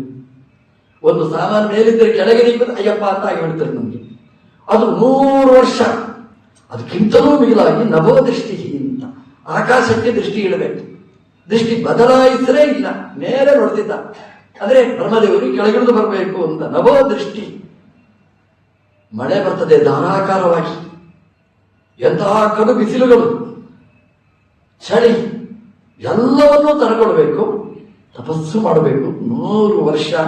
ಎಲ್ಲವನ್ನು ಕ್ಯಾರಿಯರ್ ಇಟ್ಕೊಂಡು ಹೋಗ್ಲಿಲ್ಲ, ಬೆಡ್ಡಿಂಗ್ ಇಟ್ಕೊಂಡು ಹೋಗ್ಲಿಲ್ಲ, ನೀರ್ತಿ ಕಣ್ಣು ಮುಚ್ಚಲೇ ಇಲ್ಲ. ನಭೋದೃಷ್ಟಿ. ನಮ್ಗೆ ಒಂದು ಕ್ಷಣ ಸೂರ್ಯಾರ್ಗೆ ಕೊಡುವಾಗ ಸೂರ್ಯನ ನೋಡ್ತೇವೆ ಅಂತಂದ್ರೆ ಅಬ್ಬಬ್ಬ ಅಂತ ಆಗಿಬಿಡುತ್ತೆ. ನಾವು ಕಲಿಬೇಕಾದ ಪಾಠ ದೈತ್ಯದಿಂದಲೂ ಇದೆ ನೋಡಿ. ಎಲ್ಲಿ ಜಪ ಮಾಡಬೇಕು? ಏಕಾಂತ ಜಾಗದಲ್ಲಿ ಜಪ ಮಾಡು. ಎಲ್ಲರೂ ನೋಡುವ ಹಾಗಲ್ಲ. ಅದನ್ನು ಭಾಗವತ ನಮಗೆ ತೋರಿಸಿಕೊಟ್ಟಿದೆ. ಜಪ ಮಾಡ್ತಾನೆ, ತಪಸ್ಸು ಮಾಡ್ತಾನೆ, ಬ್ರಹ್ಮದೇವರ ಮಂತ್ರ ಜಪಿಸುತ್ತಾನೆ. ಅವನ ಸಾಧನೆ ಆಚೆಗಡೆಯಿಂದ ನಡೆಯುತ್ತದೆ. ಈಚೆಗಡೆಯಲ್ಲಿ ಖಯಾದು ಹಿರಣ್ಯಕಶಿಪುವಿನ ಮಡದಿಯ ಗರ್ಭ ಬೆಳೀತಾ ಇದೆ. ಇಂದ್ರನಿಗೆ ಗೊತ್ತಾಯಿತು. ದೇವಲೋಕದಲ್ಲಿ ಸಿಸಿ ಕ್ಯಾಮರಾದಲ್ಲಿ ನೋಡಿದ ಇಂದ್ರ. ಮಂದರದ್ರೋಣಿಗೆ ಹೋಗಿದ್ದಾನೆ ಅಪ್ಪ ಅಂತ ಗೊತ್ತಾಯಿತು. ಇಲ್ಲಿ ಖಯಾದುವನ್ನು ಬಲಾತ್ಕಾರ ಮಾಡಿ ಎಳ್ಕೊಂಡು ಹೋಗ್ತಾನೆ. ಏನಿತ್ತು ಇಂದ್ರನಿಗೆ ಅಂತಂದ್ರೆ ಖಯಾದುವಿನ ಗರ್ಭವನ್ನು ಸೀಳಿ ಒಳಗಿದ್ದ ಭ್ರೂಣವನ್ನು ಕೊಂದು ಬಿಡಬೇಕು ಅಂತಿತ್ತು. ನಾರದರು ಬಂದರು. ಅವ್ರಿಗೆ ಗೊತ್ತಾಯ್ತು. ಇಂದ್ರ ನೀನು ಮುಟ್ಬೇಡ ಇದನ್ನು ಅಂತ ಹೇಳಿದ. ನಾರದ್ರೆ ನೀವು ಬರಬೇಡಿ ಮತ್ತೆ ಅಂತ ಹೇಳಿದ. ನಾನೇ ಮಧ್ಯದಲ್ಲಿ ಪ್ರವೇಶ ಮಾಡುವ, ನಿನಗೆ ಹಕ್ಕಿಲ್ಲ. ನಾರದ್ರೆ ದೇವಲೋಕಕ್ಕೆ ವಿರೋಧ ಮಾಡುವ ಭ್ರೂಣ. ನಾರದ್ರೆ ಹೇಳಿದ್ರು, ನೀನು ಸ್ಕ್ಯಾನಿಂಗ್ ಮಾಡಿದ್ದೀಯಾ ಒಳಗಿನ ಭ್ರೂಣ ಏನಿದೆ ಅಂತ? ಇಂದ್ರ ಲೋಕಕ್ಕೆ ವಿರೋಧ ಮಾಡುವುದು ನೀನು ಹೇಗೆ ತೀರ್ಮಾನ ಮಾಡಿದ್ರು? ನಾರದರು ಸ್ಕ್ಯಾನ್ ಮಾಡಿ ತೋರಿಸಿದ್ರು. ನೋಡ್ತಾರೆ, ವಿಷ್ಣು ಭಕ್ತ, ದೈವ ಭಕ್ತ, ಒಳಗಿಂದ ಬೆಳೀತಾ ಇದ್ದಾನೆ. ಎಂತ ಸದ್ಗುಣ ಸಂಪನ್ನ. ಇಂದ್ರ ನಮಸ್ಕಾರ ಮಾಡಿದ. ಕೊಲ್ಲಬೇಕಾದ ಭ್ರೂಣವನ್ನು ನಾರದರು ಉಳಿಸಿದ್ರು. ಭಾಗವತ ಉತ್ಕೊಂಡಿ ಆಗ್ತಾರೆ ನೋಡಿ. ಭಗವದ್ ಭಕ್ತರಿಗೂ ಸಮಾಜಕ್ಕೂ ಭಗವಂತನಿಗೂ ಒಂದು ಪ್ರೀತಿಯ ಸೇತುವೆ ನಾರದರು ತನ್ನ ಆಶ್ರಮದಲ್ಲಿ ಬೆಳೆಸ್ತಾರೆ. ದಿನಾ ಉಪದೇಶ. ನಾರದರಿಗೂ ಬೇರೆ ಕೆಲಸ ಇಲ್ಲ. ಬೆಳಗಿಂದ ರಾತ್ರಿ, ರಾತ್ರಿಯಿಂದ ಬೆಳಗಿನ ತನಕ. ಚಿಕ್ಕ ಮಗು ಹುಟ್ಟಿದ್ರೆ ತಾತಂದಿರು ಬರ್ತಾರೆ ನೋಡಿ, ಅವರು ರಿಟೈರ್ಡ್ ಲೈಫ್. ಆ ಮಗುವಿಗೂ ಬೇರೆ ಕೆಲಸ ಇರುವುದಿಲ್ಲ. ಬೆಳಗಿಂದ ರಾತ್ರಿ ತನಕ ಮಗುವೊಟ್ಟಿಗೆ ಇರ್ತಾರೆ. ಮಗು ನಾನಂದ್ರೆ ನಿನಗೆ ಇಷ್ಟನಾ? ನಗ್ತದೆ. ಖುಷಿ, ಹೌದಲ್ಲ? ಅದು ನಕ್ಕದ್ದು ನೀನು ಇಷ್ಟ ಅಲ್ಲ, ಅನಿಷ್ಟ ಅಂತ ಹೇಳುದು ಆ ಮಗು. ನಮಗೆ ಅರ್ಥ ಆಗುದಿಲ್ಲ. ಆದರೂ ಮಗುವಿನೊಟ್ಟಿಗೆ ಆಡ್ತಾ ಕಾಲ ಕಳೆಯುತ್ತೆ. ನಾರದರು ಆ ಭ್ರೂಣದ ಜೊತೆಗೆ, ಒಳಗಿನ ಗರ್ಭದಲ್ಲಿ ಬೆಳೆಯುವ ಶಿಶುವಿನ ಜೊತೆಗೆ ಕಾಲ ಕಳೆದ್ರಂತೆ. ಅವ್ರಿಗೆ ಖುಷಿಯೋ ಖುಷಿ. ಯಾಕೆಂತಂದ್ರೆ ಅವ್ರು ಏನು ಹೇಳ್ತಾರೆ ಅದೆಲ್ಲವನ್ನೂ ಮಗು ಗ್ರಹಣೆ ಮಾಡಿತ್ತು. ಅದೆಲ್ಲ ರೆಕಾರ್ಡಿಂಗ್ ಗೊತ್ತಾಗ್ತಿತ್ತು. ಎಲ್ಲ ರೆಕಾರ್ಡ್ ಮಾಡ್ತಾ ಇದೆ ಅಂತ. ಖಯಾದು ತೂಕಡಿಸ್ತಾ ಇದ್ದ ಪಾಪ. ಬೆಳಿಗ್ಗಿಂದ ರಾತ್ರಿ ತನಕ ಕೇಳಿದ್ರೆ ಎಷ್ಟು ಕೇಳಲಿಕ್ಕಾಗುತ್ತೆ? ಹಾಗಾಗಿ ಅವರಿಗೆ ತಡಬಡ್ಲಿಕ್ಕಾಗಲಿಲ್ಲ. ನಾರದರ ಉಪದೇಶದಲ್ಲಿ ಇತ್ತು. ನೀವು ತುಲನೆ ಮಾಡಿ, 2 ತಪಸ್ಸುಗಳು. ಆಚೆಗಡೆಯಿಂದ ಹಿರಣ್ಯಕಶಿಪುವಿನ ತಪಸ್ಸು, ಈಚೆಗಡೆಯಿಂದ ಪ್ರಹ್ಲಾದನ ತಪಸ್ಸು ಖಯಾದುವಿನ ಗರ್ಭದಲ್ಲಿ. ಅವಂದು ಅಪ್ಪಂದು ಮಗನ ಬಗ್ಗೆ ಜಪ, ಮಗಂದು ಅಪ್ಪನ ಬಗ್ಗೆ ತಪಸ್ಸು. ಆದರೆ ಅಪ್ಪ ಹಿರಣ್ಯಕಶಿಪು, ಮಗಂದು ಭಗವಂತನ ಮಗನಾದ ಬ್ರಹ್ಮದೇವರ ಮಂತ್ರ ಜಪ ಮಾಡ್ತಾ ಇದ್ದಾನೆ. ಪ್ರಹ್ಲಾದ ಅಪ್ಪನ ಜಪ, ಅಂದ್ರೆ ಹಿರಣ್ಯ ಗರ್ಭನ ಅಪ್ಪ ದೇವರ ಭಗವಂತನ ಬಗ್ಗೆ ಜಪ. ಎಂಥ ಜಪ ನೋಡಿ. ಹಿರಣ್ಯಕಶಿಪು ಅವನು ಕಾಮ್ಯ ಕರ್ಮ, ನನಗೆ ಹೊರಬೇಕು ಅಂತ ಆಸೆಯಿಂದ ತಪಸ್ಸು ಮಾಡ್ತಾ ಇದ್ದಾನೆ. ಪ್ರಹ್ಲಾದನ ತಪಸ್ಸು ನಿಷ್ಕಾಮವಾದ ತಪಸ್ಸು. ಅಪ್ಪ ಸಾಯಬಾರದು ಅಂತ ತಪಸ್ಸು ಮಾಡೋದು, ಮಗ ದೇವರು ಬೇಕು ಅಂತ ತಪಸ್ಸು ಮಾಡೋದು. ನಾನು ಬದುಕಬೇಕು ಅಂತಲ್ಲ. ನೀವು ಫಲ ನೋಡಿ ವಿರುದ್ಧವಾದ ಫಲ. ಅಪ್ಪ ತಪಸ್ಸು ಮಾಡಿದ, ಬ್ರಹ್ಮದೇವರ ತಪಸ್ಸು ಮಾಡಿದ, ಸಾಯಬಾರದು ಅಂತ ತಪಸ್ಸು ಮಾಡಿದ, ಸತ್ಯ ಬಂತು. ಪ್ರಹ್ಲಾದನನ್ನು ಬಯಸಲೇ ಇಲ್ಲ, ಅಜರಾಮರ. ಇವತ್ತೂ ಕೂಡ ಪ್ರಹ್ಲಾದನನ್ನು ನಾನು ನೆನಪಿಸಿಕೊಳ್ಳುತ್ತೇವೆ. ಇಂತಹ ನದಿ ತೀರಕ್ಕೆ ಬಂದರೆ ನಾವು ಪ್ರಹ್ಲಾದನನ್ನು ಮರೆಯುವುದಿಲ್ಲ. ಪ್ರಹ್ಲಾದ ಅಜರಾಮರನಾಗಿದ್ದಾನೆ. ನಾವು ದೇವರನ್ನು ನಿಷ್ಕಾಮವಾಗಿ ಭಜನೆ ಮಾಡಿದರೆ ಭಗವಂತ ನಮ್ಮನ್ನು ರಕ್ಷಣೆ ಮಾಡ್ತಾನೆ, ನಮ್ಮನ್ನು ಶಾಶ್ವತಗೊಳಿಸ್ತಾನೆ ಅನ್ನೋದಕ್ಕೆ ಇದೊಂದು ಒಳ್ಳೆಯ ಉದಾಹರಣೆ. ನಿಷ್ಕಾಮ ಕರ್ಮ ನಮ್ಮನ್ನು ಎಷ್ಟು ಎತ್ತರಕ್ಕೆ ನಮ್ಮನ್ನು ಕರ್ಕೊಂಡು ಹೋಗ್ತದೆ.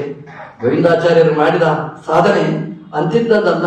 ಒಬ್ಬ ಮನುಷ್ಯ ಜೀವನದಲ್ಲಿ ಮಾಡಲಿಕ್ಕೆ ಸಾಧ್ಯ ಇಲ್ಲದಿದ್ದಷ್ಟು ಅವರು ಆಡು ಮುಟ್ಟದೇ ಇದ್ದ ಸೊಪ್ಪಾದರೂ ಇರಬಹುದು, ಧನಂಜಯವರು ಮುಟ್ಟದೇ ಇದ್ದ ಸೊಪ್ಪೇ ಇಲ್ಲ, ಎಲ್ಲವನ್ನೂ ಸಿದ್ಧಿ ಪಡೆದಂತಹ ದೊಡ್ಡ ಸಾಧಕರು.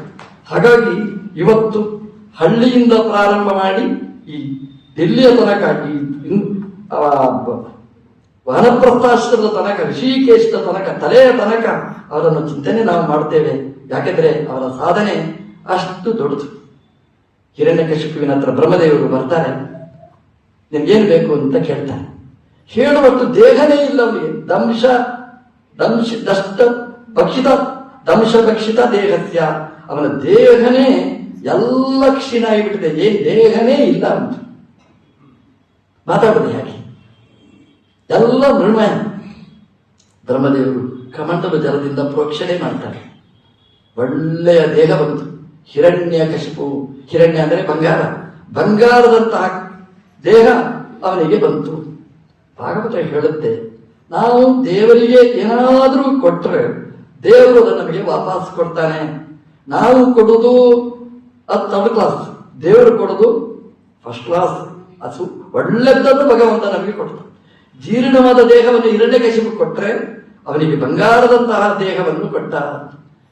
ನಮಗೆ ಏಕಾದಶಿ ಉಪವಾಸ ಮಾಡುವಾಗ ಭಯ, ಅಯ್ಯೋ ಉಪವಾಸ ಮಾಡಿದರೆ ಬೆಳಗಿನಿಂದ ರಾತ್ರಿ ತನಕ, ರಾತ್ರಿಯಿಂದ ಬೆಳಗಿನ ತನಕ ಉಪವಾಸ ಮಾಡಿದರೆ ನಮ್ದು ಎಲ್ಲ ಶಕ್ತಿ ಹೋಗಿಬಿಡುತ್ತದೆ, ದೇಹ ಜೀರ್ಣ ಆಗುತ್ತೆ. ಖಂಡಿತ ಚಿಂತನೆ ಮಾಡಬೇಡಿ. ಒಂದ್ಸಲ ಹಿರಣ್ಯಕಶಿಪುವನ್ನು ನೆನಪಿಸಿಕೊಳ್ಳಿ.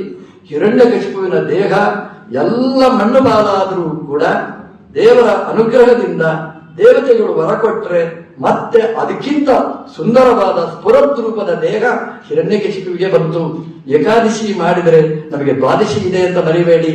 ಹಾಗಾಗಿ ಏಕಾದಶಿಯಲ್ಲಿ ಕಳ್ಕೊಂಡದ್ದನ್ನು ದ್ವಾದಶಿ ದಿವಸ ಫಿಲಪ್ ಮಾಡ್ಲಿಕ್ಕಾಗುತ್ತೆ. ಏಕಾದಶಿ ಉಪವಾಸ ಮಾಡ್ಲಿಕ್ಕೆ ಹೇಳಿದ ಆಚಾರ್ಯರು ದ್ವಾದಶಿಯೂ ಸಾಯಿರಿ ಅಂತ ಹೇಳಿಲ್ಲ, ತಿನ್ನಿ ಅಂತ ಹೇಳಿದ್ದಾರೆ. ಹಾಗಾಗಿ 14 ದಿವಸ ತಿನ್ಲಿಕ್ಕೆ ಅವಕಾಶ, ಒಂದು ದಿವಸ ದೇವರಿಗೋಸ್ಕರ ಬಿಡ್ಲಿಕ್ಕೆ ನಮಗೆ ಕೊಟ್ಟ ಅವಕಾಶ. ಅದನ್ನು ನಾವು ಚೆನ್ನಾಗಿ ನಾವು ನಿರ್ವಹಣೆ ಮಾಡಿದರೆ ಭಗವಂತ ನಮ್ಮನ್ನು ಎತ್ತಿ ಹಿಡಿತಾನೆ ಅನ್ನುವಂಥದ್ದು ನಮಗೆ ಶಾಸ್ತ್ರದಲ್ಲಿ ತಿಳಿಸಿಕೊಟ್ಟಿದ್ದಾರೆ. ಹಿರಣ್ಯಕಶಿಪು ಬ್ರಹ್ಮದೇವರ ಹತ್ರ ಕೇಳ್ತಾನೆ, ಬರಕ್ಕೂ ಕೇಳು ಅಂತ ಕೇಳ್ತಾನೆ. ಅವನು ತದ್ವಿಸೃಷ್ಟೇಭ್ಯ ಭೂತೇಭ್ಯ ಮೃತ್ಯುರ್ ಮಾಭೂತ್ ಮಮ ಪ್ರಭೋ ಹೇಳ್ದ. ಮೃತ್ಯುರ್ ಮಾಭೂತ್ ಮಮ ಪ್ರಭೋ, ನಾನು ಸಾಯಲೇಬಾರದು ಅಂತ ಹೇಳಿದ. ಒಂದು ಸೆಕೆಂಡ್ ಆಲೋಚನೆ ಮಾಡಿ ಬ್ರಹ್ಮದೇವರು ಅದಾಗುದಿಲ್ಲ ಅಂತ ಹೇಳಿದ್ರು. ಗೊತ್ತಿತ್ತು ಅವನಿಗೆ ಸಾಯಲೇಬಾರದು ಅಂತ ಹೇಳಿದಾಗ ಒಂದು ಕ್ಷಣ ಬಿಟ್ಟು ಆಗುದಿಲ್ಲ ಅಂತ ಹೇಳಿದ್ರು. ಮತ್ತೆ ಪುನಃ ಹೇಳಿದ, ಸ್ವಲ್ಪ ಎಜೆಕ್ಟಿವ್ ಸೇರಿಸಿದ. ತದ್ವಿಸೃಷ್ಟೇಭ್ಯ ಭೂತೇಭ್ಯ ಮೃತ್ಯುರ್ ಮಾಭೂತ್ ಮಮ ಪ್ರಭೋ ಅಂತ ಹೇಳಿದ. ನೀನು ಸೃಷ್ಟಿ ಮಾಡಿದ ವಸ್ತುವಿನಿಂದ ನನಗೆ ಸಾವು ಬರಬಾರದು. ಒಂದು ಸೆಕೆಂಡ್ ಬಿಟ್ಟು ಬ್ರಹ್ಮದೇವರು ಆಯ್ತು ಅಂತ ಹೇಳಿದ್ರು.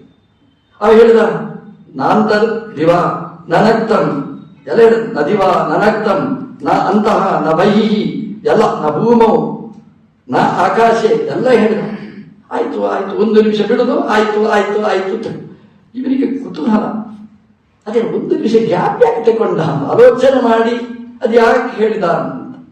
ಬ್ರಹ್ಮದೇವರು ತುಂಬಾ ಬುದ್ಧಿವಂತರು. ಒಂದು ಕಿವಿಯಲ್ಲಿ ರಿಸೀವರ್ ಇಟ್ಕೊಂಡಿದ್ದಾರೆ, ಇನ್ನೊಂದು ಕಿವಿಯಲ್ಲಿ ಮಾತಾಡ್ತಾ ಇದ್ದಾರೆ, ಬಾಯಲ್ಲಿ ಮಾತಾಡಿ ಕೇಳ್ತಾ ಇದ್ದಾರೆ. ಅದು ಈಚೆ ಹಿರಣ್ಯಕಶಿಪುವಿನ ಹತ್ರನೂ ಮಾತಾಡಬೇಕು, ಆಚೆ ಕಡೆಯಿಂದ ಭಗವಂತನಿಗೆ ಕನೆಕ್ಷನ್ ಮಾಡಿದ್ರು. ಹೀಗೆ ಕೇಳ್ತಾ ಇದ್ದಾನೆ ಹಿರಣ್ಯಕಶಿಪು, ವರ ಕೊಡ್ಲಾ, ನನಗೆ ಮೃತ್ಯುವೇ ಬೇಡ ಅಂತ ಹೇಳ್ತಾನೆ, ಕೊಡ್ಲಾ? ದೇವರು ಹೇಳಿದ, ನೋ, ಅದಾಗುದಿಲ್ಲ ಅಂತ ಹೇಳಿದ. ಆಯ್ತು, ಒಂದು ಸೆಕೆಂಡ್ ಅಲ್ಲಿ ಈ ವಾಕಿ ಟಾಕಿಯಲ್ಲಿ ಮಾತಾಡಬೇಕಾದ್ರೆ ಹಾಗಾಗುತ್ತೆ ನೋಡಿ, ಅಲ್ಲಿ ಮಾತಾಡಿ ಇಲ್ಲಿ ಬರ್ಲಿಕ್ಕೆ ಒಂದು ಸೆಕೆಂಡ್ ಬೇಕು. ಮತ್ತೆ ಪುನಃ ಕೇಳಿದ, ಮೇಲೆ ಸಾಯಬಾರದು, ಕೆಳಗೆ ಸಾಯಬಾರದು. ದೇವರಿಗೆ ಕೇಳಿದ, ಆಯ್ತು ಅಂತ ಹೇಳಿದ. ಹೊರಗೂ ಸಾಯಬಾರದು, ಒಳಗೂ ಸಾಯಬಾರದು, ಆಯ್ತು ಅಂತ ಹೇಳಿದ.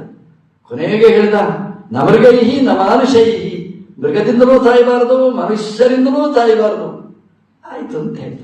ಅವನು ನಾ ಆಯುಧೈಹಿ ವ್ಯಸುಮದ್ಭಿಹಿ ಅಸುಮದ್ಭಿಹಿ ಅಂತ ಹೇಳ್ತಾನೆ. ಜೀವ ಇದ್ದದ್ದು ಆಗಬಾರದು, ಸತ್ತದ್ದು ಆಗಬಾರದು, ಅದರಿಂದ ಅಂತ ಹೇಳ್ತಾ ಆಯ್ತು ಅಂತ ಹೇಳಿ, ಅದಕ್ಕೂ ಆಯ್ತು ಅಂತ ಹೇಳಿದರು. ಕೊನೆಗೆ ಬ್ರಹ್ಮದೇವರು ಕೇಳಿದ ವರವನ್ನೆಲ್ಲ ಕೊಟ್ಟರು. ಎಲ್ಲ ಕೇಳಿದ. ಹಿರಣ್ಯಕಶಿಪು ಬಂದ. ಏನು 100 ವರ್ಷ ಮೌನಿಯಾಗಿದ್ದ, ಎಲ್ಲ ಆರ್ಭಟ ಮೇಲೆ ಶುರುವಾಯಿತು. ಮನುಷ್ಯನಿಗೆ ಸಾವಿನ ಭಯ ಇಲ್ಲ ಅಂತಂದ್ರೆ ಇಂತಹ ಅನ್ಯಾಯದ ಕರ್ಮಗಳ ಪರಾಕಾಷ್ಠೆ ಮಾಡಿದ. ಎಲ್ಲ ಕಡೆ ರಂಪಾಟ. ಪ್ರಹ್ಲಾದ ಹಿರಣ್ಯಕಶಿಪುವಿನ ಹತ್ರ ಬರ್ತಾನೆ. ಹಿರಣ್ಯಕಶಿಪು ವಿದ್ಯಾಭ್ಯಾಸದ ವ್ಯವಸ್ಥೆ ಮಾಡ್ತಾನೆ. ಶುಕ್ರಾಚಾರ್ಯರು ಪುರೋಹಿತರು. ಅವರ ಮಕ್ಕಳು 2 ಶಂಡ ಮರ್ಕ ಅಂತ. ಅವರ ವಿದ್ಯಾಭ್ಯಾಸಕ್ಕೋಸ್ಕರ ವ್ಯವಸ್ಥೆ ಮಾಡಿಸ್ತಾನೆ. ಅವರ ಪಾಠಶಾಲೆಯಲ್ಲಿ ಸೇರ್ತಾನೆ. ಅವ್ರು ಹೇಳಿದ ಪಾಠ ಯಾವುದೂ ಇಷ್ಟ ಆಗಲಿಲ್ಲ. ಯಾವಾಗಲೂ ಹಾಗೆ ಬರೀ ಒಳ್ಳೆಯದನ್ನು ಕೇಳಿದ ಮೇಲೆ ಕೆಟ್ಟದ್ದು ಕೇಳಲಿಕ್ಕೆ ಆಗೋದಿಲ್ಲ ನಮಗೆ. ಹಾಗಾಗಿ ನಾರದರ ಉಪದೇಶ ಕೇಳಿದ ಮೇಲೆ ಚಂಡಾಮರ್ಕರ ಪಾಠ ಅದು ರುಚಿಸಲೇ ಇಲ್ಲ, ಅದು ಇಷ್ಟ ಆಗಲೇ ಇಲ್ಲ. ಹಾಗಾಗಿ ಕೇಳಬೇಕಾಯ್ತು ಅನಿವಾರ್ಯವಾಗಿ. ಹಿರಣ್ಯಕಶಿಪುವಿನ ಸ್ವಭಾವ. ಮಗನನ್ನು ಕರೆಸಿದ. ಪ್ರಹ್ಲಾದ ಸಾಷ್ಟಾಂಗ ಪ್ರಣಾಮ ಮಾಡಿದ. ನೆತ್ತಿಯನ್ನು ಮೂಸಿದ. ತನ್ನ ತೊಡೆಯಲ್ಲಿ ಕೂಡಿಸಿದ. ಮಗನನ್ನು ಮಾತಾಡಿಸಿದ. ಇದು ಭಾಗವತ ಹೇಳುವ ಕತೆ ಆಗಬಾರದು. ಇದೊಂದು ನಮಗೆ ಒಳ್ಳೆಯ ಆದರ್ಶ ಆಗಬೇಕು. ಮಕ್ಕಳನ್ನು ನಾವು ಮುದ್ದಿಸಬೇಕು ಅನ್ನೋದು ಸತ್ಯ. ಅದರೊಟ್ಟಿಗೆ ನಾವು ಹೇಳಿಕೊಳ್ಬೇಕಾದ ಪಾಠ ಇದೂ ಒಂದು. ಮಗ ಬಂದು ಅಪ್ಪನಿಗೆ ಸಾಷ್ಟಾಂಗ ಪ್ರಣಾಮ ಮಾಡಿದ. ಇದನ್ನು ನಾವು ಕಲಿಸಿಕೊಡಬೇಕು. ನಮಗೆ ನಾಚಿಕೆ ಆಗುತ್ತೆ. ನಮ್ಮ ಮಕ್ಕಳಿಗೆ ನನಗೆ ನಮಸ್ಕಾರ ಮಾಡು ಅಂತ ಹೇಳೋದೇ ಹೇಗೆ? ನೀವು ನಾಚಿಕೆ ಮಾಡಿದ್ರೆ ಕೊನೆ ತನಕನೂ ಮಕ್ಕಳು ನಮಸ್ಕಾರ ಮಾಡೋಲ್ಲ. ಒಂದು ಉಪಾಯ ಮಾಡಿ. ಹಾಗಾದ್ರೆ ತಾಯಿ ಮಗನಿಗೆ ಹೇಳಬೇಕು, ಅಪ್ಪನಿಗೆ ನಮಸ್ಕಾರ ಮಾಡು. ಅಪ್ಪ ಹೇಳಬೇಕು, ಅಮ್ಮನಿಗೆ ನಮಸ್ಕಾರ ಮಾಡು. ಹೀಗಾದರೂ ಆಗ್ಬೋದು. ಮಕ್ಕಳಿಗೆ ನಮಸ್ಕಾರ ಮಾಡುವ ಸಂಸ್ಕಾರವನ್ನು ನಾವು ಮೊದಲು ಕಲಿಸಬೇಕು. ದಿನಾ ಬೆಳಗ್ಗೆ ಎದ್ದ ತಕ್ಷಣ ದೇವರಿಗೆ, ದೇವರ ಫೋಟೋ ಅಥವಾ ದೇವರ ವಿಗ್ರಹ ಏನೋ ಇರ್ತದೆ, ಅಲ್ಲಿ ದೇವರಿಗೆ ನಮಸ್ಕಾರ ಮಾಡು ಅಂತ ಹೇಳಿ, ಹಿರಿಯರಿಗೆ ನಮಸ್ಕಾರ ಮಾಡು ಅಂತ ಹೇಳಿ, ನನಗೂ ನಮಸ್ಕಾರ ಮಾಡು ಅಂತ ಹೇಳಿ ಮಕ್ಕಳಿಗೆ ನಾವು ಒಳ್ಳೆಯ ಸಂಸ್ಕೃತಿಯನ್ನು ನಾವು ಕೊಡಬೇಕಾದ್ದು. ದಿನ ಮಕ್ಕಳಿಗೋಸ್ಕರ ಅಂತ ಒಂದಿಷ್ಟು ಹೊತ್ತು ಇಡಬೇಕು. ಹಿರಣ್ಯಕಶಿಪು ಒಂದಿಷ್ಟು ಹೊತ್ತು ಇಟ್ಟಿದ್ದ. ಇಷ್ಟು ರಾಜ್ಯದ ಆಡಳಿತದ ವ್ಯಾಕುಲತೆ ಇದ್ರೂ ಕೂಡ ಮಗನ ಜೊತೆಗೆ ಹಂಚಿಕೊಳ್ತಿದ್ದ ಸ್ವಲ್ಪ ಸಮಯ. ಇದು ನಾವು ಕಲಿಬೇಕಾಗಿರ್ತಕ್ಕಂತಹ ಪಾಠ. ಉತ್ಸಂಗ ತೊಡೆಯಲ್ಲಿ ಕೂಡಿಸಿ ಸತ್ಸಂಗ ಅವರಿಗೆ ಕೊಡ್ತಿದ್ದ. ಇದನ್ನು ನಾವು ಮರೆಯಬಾರದು. ಕೇಳಿದ ಪ್ರಶ್ನೆ ಮಗನಿಗೆ, ನೀನು ಓದಿದ್ರಲ್ಲಿ ಅದೀತ ಉತ್ತಮ, ನೀನು ಓದಿದ್ರಲ್ಲಿ ಯಾವುದು ಒಳ್ಳೆ ಸಬ್ಜೆಕ್ಟ್ ಅದನ್ನು ಹೇಳು. ಈ ಕ್ವೆಶ್ಚನ್ ಪೇಪರ್ ಸೆಟ್ ಮಾಡ್ಲಿಕ್ಕೂ ಬರೋಲ್ಲ, ಬಹಳ ಕಷ್ಟ ಆಗುತ್ತೆ. ಹಾಗೆ ಏನೋ ಒಂದು ಕ್ವೆಶ್ಚನ್ ಪೇಪರ್ ಕೇಳ್ತೇವೆ, ಒದ್ದಾಡ್ತಾ ಇರ್ತೇವೆ. ಒಳ್ಳೆ ಪ್ರಶ್ನೆ ಕೇಳಬಾರ್ದ? ಕೇಳಲಿಲ್ಲ. ಚಂಡಾಮರ್ಕರ ಹತ್ರ ಕರೆಸಿ ಸಿಲೆಬಸ್ ಬುಕ್ ಯಾವುದು ಅಂತ ಕೇಳಿ ತರಿಸಿ ಪ್ರಶ್ನೆ ಕೇಳಬೇಕಿತ್ತು.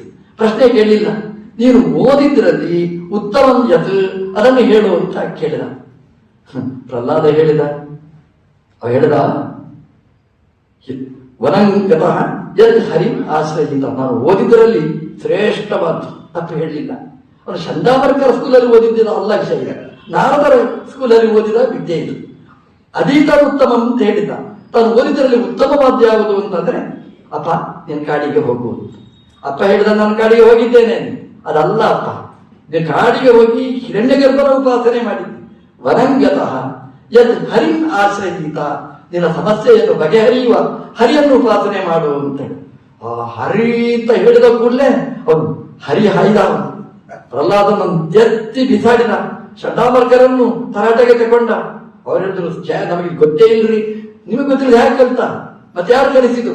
ಪಾಪ ಗೊತ್ತಿಲ್ಲ ನಮಗೆ ಅಂತ ಕರ್ಕೊಂಡು ಹೋದ್ರು. ಜೋರು ಮಾಡಿದ್ರು. ಯಾರು ಹೇಳಿಕೊಟ್ರು? ಯಾರೂ ಅಲ್ಲ, ಇವರು ಅಲ್ಲ, ಹಾಗೆ ಕಲಿತೆ ಅಂತ ಉತ್ತರ ಕೊಟ್ಟ. ಮತ್ತೆ ಕಲಿಸಿದ್ರು. ಮತ್ತೆ ಕರ್ಕೊಂಡು ಬಂದ್ರು.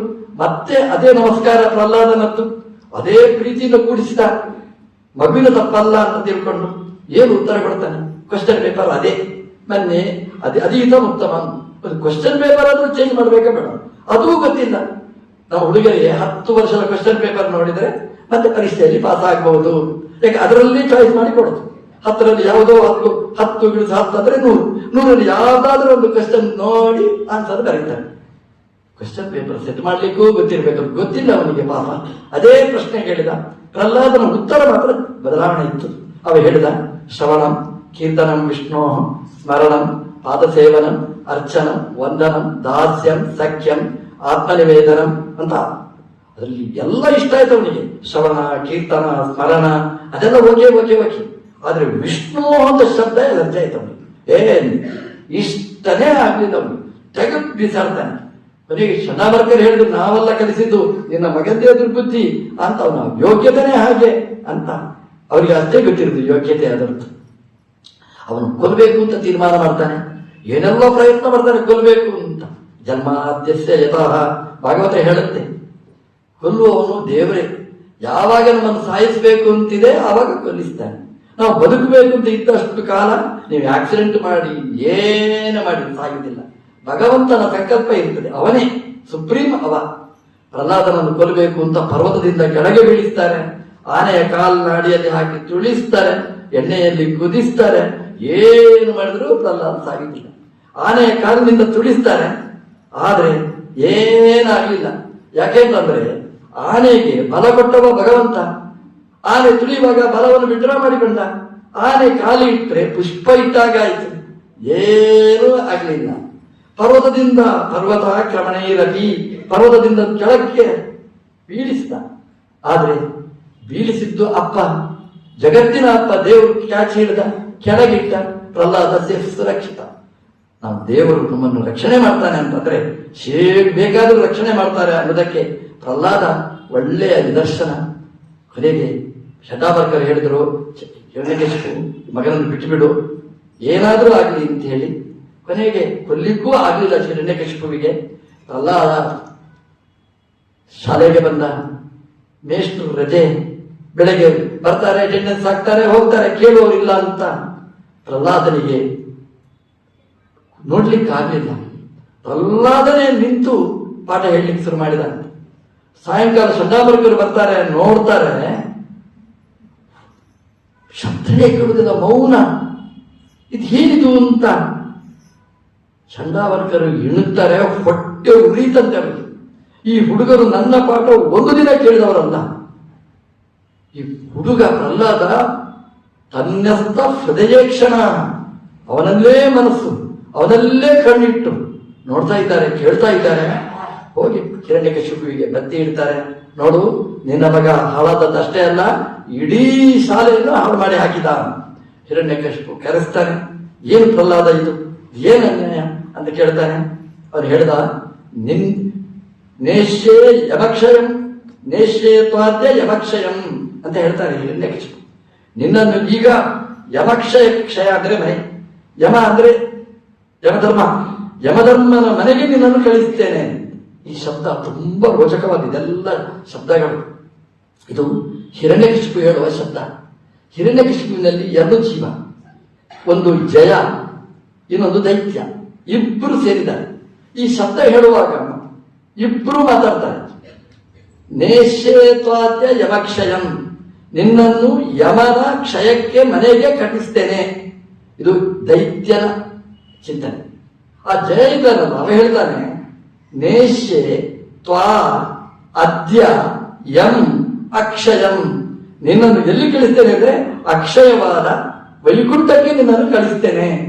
ಇದು ಒಳಗಿದ್ದ ಜಯನ ಚಿಂತನೆ. ದಾನಬಾಲಕಲ್ವ ನೀನು, ಅಕ್ಷಯ ಅಂದ್ರೆ ಭಗವಂತ, ಅಕ್ಷಯ ಅಂದ್ರೆ ಮನೆ, ಭಗವಂತನ ಮನೆಗೆ ಕಳಿಸ್ತೇನೆ. ಅವ ಹೇಳ್ದ, ನನಗೆ ಕೋಪ ಬಂದಿದೆ.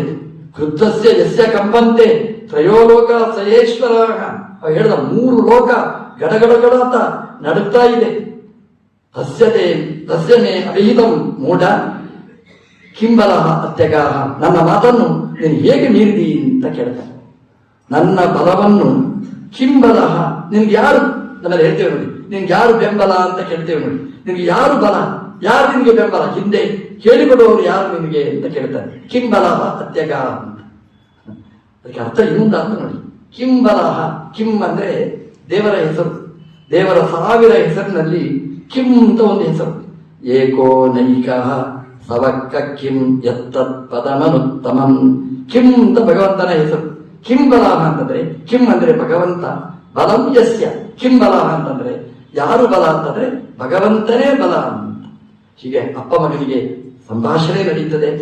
ಕೂತ ಹಿರಣ್ಯಕಶಿಪು ಅವನು ಖಡ್ಗಂ ಪ್ರಗೃಶ್ಯ, ಖಡ್ಗವನ್ನು ಎತ್ತಿ ಅವನು ಆ ಕಂಬವನ್ನು ತುಳಿತಾನೆ. ತದಾಡ ಮುಷ್ಟಿನ ಆ ಕಂಬವನ್ನು ತುಳಿದರೆ ಆ ಕಂಬದಿಂದ ನಮ್ಮ ದೇವರು ಸತ್ಯಂ ವಿಧಾತು ನಿಜಭೃತ್ಯ ಭಾಷಿತಂ ವ್ಯಾಪ್ತಿಂಚ ಭೂತೇಶು ಅಖಿಲೇಶು ಚಾತ್ಮನಃ ಅದೃಶ್ಯತ ಅತ್ಯದ್ಭುತ ರೂಪ ಮುದ್ವಹ ಸ್ತಂಭೆ ಸಭಾಯ ನಮೃಗಂ ನ ಮಾನುಷಂ. ನಮ್ಮ ದೇವರು ಕಂಬದಿಂದ ಬಂದ ಕಥೆಯನ್ನು ಭಾಗವತ ಹೇಳ್ತಾ ಇದೆ. ನಾವೆಲ್ಲ ಬರಬೇಕಾದ್ರೆ 2 ಕಂಬ ಬೇಕು. ನರಸಿಂಹದೇವರು ಬರಬೇಕಾದ್ರೆ ಒಂದೇ ಕಂಬದಿಂದ ಬಂದಿದ್ದಾರೆ. ಹಾಗಾಗಿ ನರಸಿಂಹದೇವರು ಅವತಾರ ಮಾಡಿ ಹಿರಣ್ಯಕಶಿಪುವನ್ನು ಸಂಹಾರ ಮಾಡಿ ಪ್ರಹ್ಲಾದನನ್ನು ರಕ್ಷಣೆ ಮಾಡಿದ ಕಥೆ. ನರಸಿಂಹದೇವರ ಬಗ್ಗೆ ಮಿಷ್ಯಂತಿಯನ್ ಸೂರಯ ಎಲ್ಲ ವಿಪರೀತ ಜ್ಞಾನಗಳಿರ್ತವೆ. ಆದರೆ ಆ ದೇವರು ಸರ್ವೋತ್ತಮನಾದ ಭಗವಂತ ಕಂಬದಿಂದ ಬಂದ. ನಮಗೆ ಇವತ್ತು ಈ ಕಂಬದಿಂದ ಬರಬೇಕು ನರಸಿಂಹದೇವರು. ಪ್ರಹ್ಲಾದನ ಒಳ್ಳೆಯ ಗುಣಗಳು ನಮ್ಮನ್ನು ಬೆಳಕಿಗೆ ಬರಬೇಕು. ಹಾಗೆ ಮಾಡಲಿ ಅಂತ ಪ್ರಾರ್ಥಿಸ್ತಾ ಇವತ್ತಿನ ಪ್ರವಚನವನ್ನು ಕೃಷ್ಣಾರ್ಪಣ.